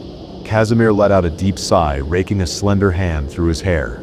I think he kind of got an idea about what was going on then already. He went all quiet and then I said, we know what you did, and he said he wanted to come over. I'll be here in a few days. Yeah, Ciaz lightly kicked the wooden floorboards. That's okay with you, right? I swallowed thickly. He will. Yeah, I know, and whatever you're gonna do, I'll have your back. I guess so, but this isn't gonna end well. I'll have to... My voice faltered. I mean, he killed people. He wanted to kill the woods. Probably even me, I added in my mind. I stepped forward and wrapped him into a hug. He sighed into my shoulder. Little brother. I don't know why, but those two words have never felt this wonderful up until now. I love you. My voice was low and brittle. Fiona, I need to tell you something. I love you too, Fi. Warm, peaceful silence. Casimir's heated cheek pressing against mine as snowflakes started raining from the steel-gray sky outside, the wind gluing them to the window panes. And then, all of a sudden, a choked sob. It came out as a shaky plea whispered against the side of my head. Cowards didn't untangle himself from our embrace. All right, I answered, holding him a little tighter. I can't. I don't. He faltered and trailed off. I need you to know, but it feels too strange to say. Yes. Is it a big thing? Do you maybe want to tell me bit by bit? Okay, yeah, that might work. He straightened up, raising his head. You know how I said I took time off to come here? That wasn't entirely true. I quit. You quit? I repeated, perplexed, but making an effort to keep my tone steady and gentle. I didn't want to pry too much. Ciaz nodded, and I narrowed my eyes at him. I thought you loved your job. I did, but that's not how I want to spend my time anymore. He squared his shoulders. That's all I want to say at the moment. I don't want to be weird or rude or whatever. I just need to get my head straight.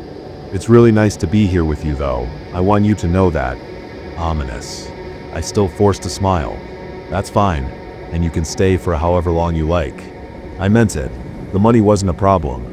Actually, something occurred to me. With the property obscured from the eyes of outsiders, perhaps I could let some of the workers go in the near future.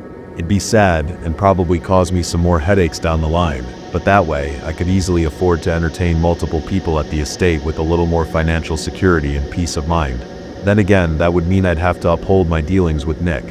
Not the most pleasant prospect. Whatever the case, I would do anything to keep my brother around. I nodded slowly. I'll send them home for the next couple days. Shit is gonna go down hard soon and I don't want to have them around for it. We don't really need any help right now, and keeping them around would only be putting them into unnecessary danger. Thanks for having me. There's no place I'd rather be. He cleared his throat. The guards made it through the earthquake okay, by the way.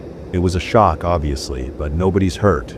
I went about making the necessary calls, seeing each of the employees out as they passed by the house on their way off the property. Most of them didn't really question my unexplained decision. Bowles was the only one who showed definitive concern. He tried to ask me if something was wrong, but I blew him off as gently as I could. I did think he deserved an explanation, but it was for the best. He gave in eventually and left, but not before throwing a glance back at me with that trusting yet reproachful look that kind of reminded me of an old grumpy dog. Okay, yeah, that's sensible, I guess. So what now? CS asked as I shut the door behind the senior employee. First, I went upstairs. My father coming back was definitely a grave occasion, so I figured I'd have to look the part the next couple days. I can't say why exactly I cared.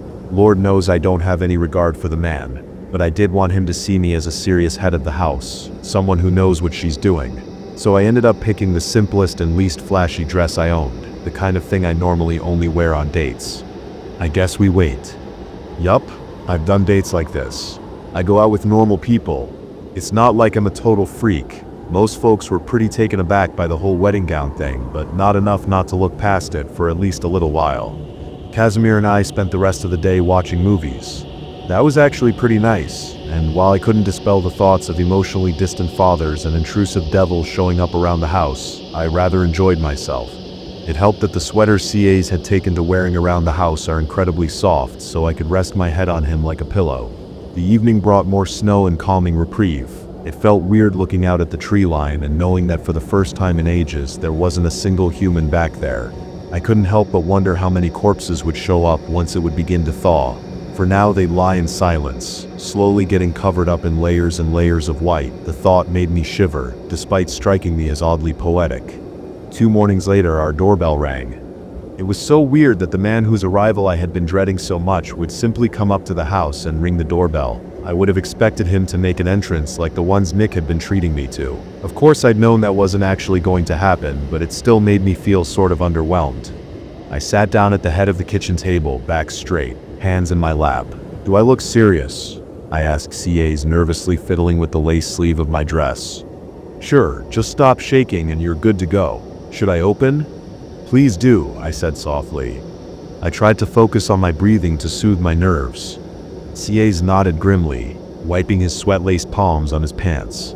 All right, he breathed, looking this way and that before turning on his heel and heading for the door.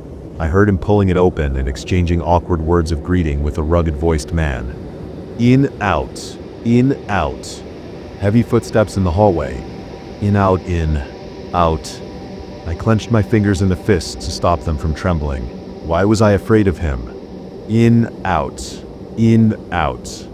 In, out. In, out. Floorboards creaking under his weight. My brother's voice, introducing us like we didn't know each other. So Dad, remember your eldest? You guys haven't spoken in how long again? No response. In, out. In, out. My father had changed since I'd last seen him. His large, once handsome face had gained an abundance of wrinkles and 2 extra chins. His pale green eyes were bloodshot with deep bags beneath them, and his reddened face told a story of someone who'd been to the bottoms of far too many bottles. How strange, for a man of his faith. I turned to face him. It had been a long time since I'd last attempted to focus on somebody's aura, but this time I did. Mostly, it just made me feel weird. My father's energy bore a slight trace of the supernatural, though not in the way I was used to seeing. He must have been dabbling with witchcraft, though it was hard to tell what kind. Maxwell, please take a seat, I said coldly, gesturing at the chair across from me. The response was a mere grunt as he moved over, slowly letting himself sink into the cushion. We locked eyes. There was no love in his gaze, not even a hint of affection. No surprises there. Good to see you, girl, he said tonelessly. I let out a bitter laugh. Of course. So Daddy, you've been busy. Care to tell me what the fuck your game is? Then why are you here if not to explain yourself? Nothing you could understand. I've come to end this. Well, go right ahead. I'd very much like for you to cease your attempts at undermining me, wholly unsuccessful though they've been so far. Maxwell leaned forward on his elbows. Will you hear me out then? Dad shrugged. Might actually be easier that way. Go ahead. I certainly will, and I have a ton of questions. I swallowed thickly. Why do you look 15 minutes away from dying? I have high blood pressure, digestive problems, and my heart seems to be in some kind of trouble as well. As you may have guessed from my looks, that all happened due to severe use of alcohol. In past saving at this point, I know I'll be drinking myself to death, sooner rather than later, I believe. Oh, that was the only sound I could produce, as I regarded my father with raised brows. The clarity with which he spoke was nothing short of determined. How? Why are you doing that to yourself? Maxwell shrugged. That's just how it is. It's been going on for a long time now. I'm well aware I won't be there to see the good that my work will do, and I know that I too live sinfully, but I know that it will be worth it.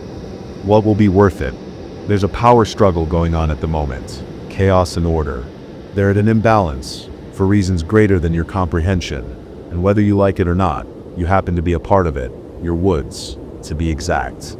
You're about to go on about that whole unclaimed territory thing, aren't you? I've heard it before. I stapled my fingers, tilting my head at him. Your adversaries filled me in. So it's true. Don't get me wrong, I knew you had dealings with the devil, but it's something else to hear you say it. He exhaled, leaning back in his chair. I'm not even all that surprised. My daughter, Hell's whore. What did you just call her? Kayaz growled, his voice deeper and angrier than I'd ever heard before. He was still standing beside the table, almost as if he expected the situation to escalate at any second, and didn't trust the momentary calm enough to sit down. I will not have you speak to me like that under my roof, I said sternly. You've got no authority here anymore. You're a guest at best, and not even a beloved one. If you want to leave here in one piece, you should watch your mouth. Don't you get it? I don't care what you're gonna do to me. It doesn't matter. I have literally nothing to lose. It'll make you eat those words, I promised somberly. Dad merely chuckled. He was definitely not the easiest person to intimidate. You're just like your mom. You know that. A self-serving, stupid little CU. Before he could finish that sentence, CA's had slapped his square across the face. Our father let out a low groan as he slowly reached up to rub his jaw. You've got a strong right arm there, son, he muttered, seemingly making an effort to sound relaxed. So do you want it too? The sleeping entity? I asked impatiently. You really are well informed. Yes, I do. So do you happen to know where to find it? Yup. Not gonna tell you though. I guess I could, but you aren't making a sound argument by calling me names. You're saying you've refused to give up such important information purely out of spite. Yeah, pretty much. But I also really don't think this is a good decision. There has always been a balance between chaos and order. Why rock the boat now? My father let out a long-suffering sigh, because the situation is more volatile than it used to be. Since you're not going to explain yourself further, I stand by what I said. I have a responsibility towards the woodland denizens. Removing the sleeper from these grounds could be dangerous. I don't think an entity that powerful will take lightly to being roused. I happen to have made it stir in its sleep not too long ago, and it ended up being a mild natural catastrophe. I don't want to imagine what it could do if it lashed out, especially since a trusted source has told me that it is in fact probably highly intelligent. It's made people go insane in the past. It can appear anywhere, anytime if it so pleases. This thing waking up and wreaking havoc, that's not something I want to risk. I straightened my back, fixing my father with a resolute gaze. I'll protect my land at all costs. Maxwell scoffed. You and your land. It's always the fucking land. Why would you even care about this place? I never understood that. It was like that when you were a kid too. One moment you were chewing my ear off about wanting to go and be a movie star or make a career in fashion, and the next you'd go spouting all that same nonsense your mother did when I first met her. Old family duties and all that crap. Fiona, the world is not a big fucking forest anymore. These creatures who live here might seem powerful to you, but they're some of the last of their kind, and good riddance too. The world belongs to us now. Not this part of the world, I said, not missing a beat. I flinched when the large man brought his hand down on the table with a slam. I knew it. I fucking knew you'd be that way. That's why I pulled all this off. I figured maybe, with a couple good blows to your little system, you'd realize how vulnerable you are, but no, my daughter is as hard-headed as she is slutty. Why the fuck are you talking to her like this? TA's barked, fire in his eyes. I didn't crawl up. What the hell are you even on about? I snapped. Why aren't you? Dad shot back. All this woman has ever done is hog your mother's attention, making her forget about the rest of us by crawling up her ass. You did. You know why your mother liked you best. You know why you were her little princess. She wanted you to live the life she had planned for herself, before. My father rose from his chair. I tried to change her. Do you think I was happy having to live here, taking on her last name? That's not how it was supposed to be. When I met her, I thought she needed a firm hand. Just to guide her to the right path, and she seemed open to it. And then she got pregnant with you, and we got married, and I had to come live in this den of freaks. And she... Before you got in the way, I interrupted him, voice low with sudden understanding. She regretted it. I finished his sentence for him. My father let out a sharp scream as he hurled himself across the table, the wood screaming in protest, but he didn't quite reach me. For a moment he flopped around helplessly, trying to grab me as I jumped up and scurried away from him. I screamed in horror when I saw that Dad had climbed on top of Casimir and was viciously slamming his upper body down onto the floor, meaty hands clutching his shoulders. I fell limp before I could reach him. Maxwell slowly rose to his feet, breathing heavily as he removed the handgun from my brother's waistband. That boy should have shot me when he had the chance. He pressed out, breathing heavily. What are you doing? Casimir yelled, gripping the back of the older man's shirt and forcibly dragging him to the floor in a display of surprising strength. I'd forgotten how fit my little brother actually was. He was still rather clumsy when it came to hand, though, and it showed when my father pulled him down with him and struck him square across the face. I instantly lunged forward, flinging myself on top of my father as well, but he pushed me right off, sending me rolling aside. My head connected with the floorboards with a dull pain, and it took me some effort to push myself back up, my vision blurry. I choked out a sob as my eyes darted between CA's and him. I didn't have time to form any clear thoughts. I just kept repeating the word no in my head over and over again, like a mantra. Dad raised the gun, proceeding towards me as he faced me with an icy calm. His mouth lifted into a cruel smile, his swollen lips reminding me of twin caterpillars. Tell me where it is, Fiona. You're insane. How was this man my dad? How in the world was he pointing a weapon at me? This was not how this was going to end. Throwing one last look at my unconscious brother, I sent a prayer to... I didn't even know who. I didn't care. Let him be okay. For fuck's sake, let him be okay, or I'll turn the world upside down. Then I took off running. My only chance. My father wouldn't shoot me dead. I'd be useless to him that way, but I wasn't gonna give him the chance to incapacitate me. I sprinted towards the front door, tearing it open and bursting outside. The snow crunched beneath my boots as I raced across the frozen ground. The fabric of my dress stretched wider, groaning with every leap that I took, until the tight long skirt finally ripped along the side, leaving it fluttering around my legs in the wind. Alexei, please don't be far. If I could just reach him in time, he'd be able to help me. I turned my head to find my father following behind me. His face was bright red and he was already gasping for air. He might have been stronger than me, but goddamn was he slow. I was approaching the Twin Lakes rapidly, the abandoned black mill looming overhead like a specter. No time to slow down. I ran right onto the ice, only to instantly lose my footing and skitter across the frozen surface. My fall was humiliatingly unceremonious and extremely painful. I landed on my chest, the impact knocking the air out of my body, leaving me gasping for breath in desperation. My arms were shaking too much to push me back up, and I cursed my own stupidity as I realized I had literally no strength left within me. That's when I heard a sharp yell. I would have liked to, at least. My father had reached me, stumbling after me onto the ice, but he wasn't able to keep his balance any longer than I had. He howled in shock as he tripped and fell, the gun slipping from his fingers and sliding across the lake, coming to a halt out of our reach. I glanced at it for a second, then back at the struggling man before lunging for the weapon. As it was, all I could do in my state was to hastily crawl towards it. My father appeared to have been struck with the same idea. I heard him wheezing and choking as he crept up the slippery surface. I was just relieved that the layer of ice was thick enough to support our joint weight. "You bitch," he gritted out. "You're gonna doom us all." I looked back at him, meeting a bloodshot gaze amidst a contorted expression. His mouth hung open, blood gushing from his nose and lower lip. He seemed to have fallen onto his face. He made for a dreadful sight. He somehow managed to draw himself up, staggering over to me and throwing his entire weight onto my already aching body. I let out a cry of agony, feeling a crack somewhere inside of me, though I couldn't tell where. I had been reduced to a squirming heap of pain. He rolled off of me again, then made for the gun, and this time he got a hold of it. I flopped over onto my back, staring at the cold gray sky as my chest rose and fell unsteadily. Once more, I couldn't seem to take in enough air. I whimpered as my father pushed himself into my field of vision, the muzzle of the gun pointed at my head. "This is so fucked up," I whispered, desperately searching his features for some semblance of mercy. At that moment, he reminded me of Jeremy. Those same milky, crazed eyes that seemed to pierce my own with their glare, the way every crease in his face appeared to exude hatred. "Where is it, Fiona?" "I know," I said softly, closing my eyes. I couldn't seem to focus. "You're supposed to be my dad, you stupid piece of shit." "Where is it?" He leveled the gun at my kneecap, bending down to touch its end to the exposed skin. "This is gonna hurt, you know." He sighed. I heard him cock the gun, and then scream in shock. "So where is it?" I stayed silent.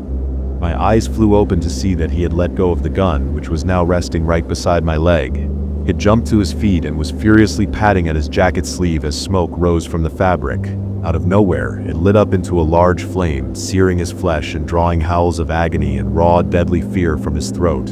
The horror of the sight had me paralyzed for just a moment, frozen to the spot before snapping out of it.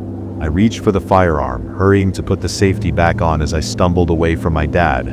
His cries cut through the silence of the woods, each one shaking me to my very core as I watched on in complete bewilderment.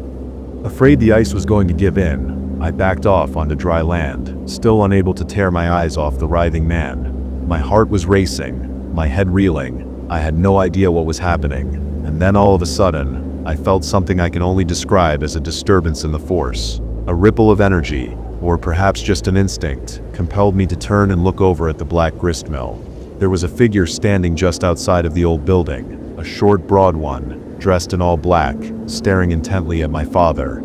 "You fucking witch, what did you do to me?" he bellowed, throwing himself onto the ground to try and smother the flames that were slowly but deliberately lapping away at his arm. I couldn't contain myself. Before I even knew what I was doing, a sharp cry of joy had left my lips, and I found myself stumbling over to the other person on wobbly legs. Every step hurt, straining muscles I didn't even know I had. I stopped a few feet ahead of the newcomer. The gun dropped from my trembling hands, sinking into the snow, and I followed shortly after. Before my upper body could hit the ground, though, I felt strong arms wrap around me, holding me up. This was like a fairy tale. Sure, I was bleeding and aching all over, and the tongue that moved to lick the warm tears off my face was rough and forked, but still, this was like a fucking fairy tale. Jacek pulled back, tilting his head at me with a lopsided smile. I mirrored the movement before everything turned black.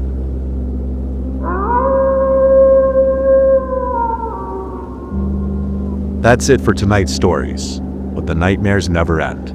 If you enjoyed these chilling tales, don't forget to like, subscribe, and hit the bell so you never miss a new upload. Got a scary experience of your own? Share it in the comments. I just might feature it in a future video. Until next time, stay safe, stay curious, and remember some things are scarier than they seem in the dark.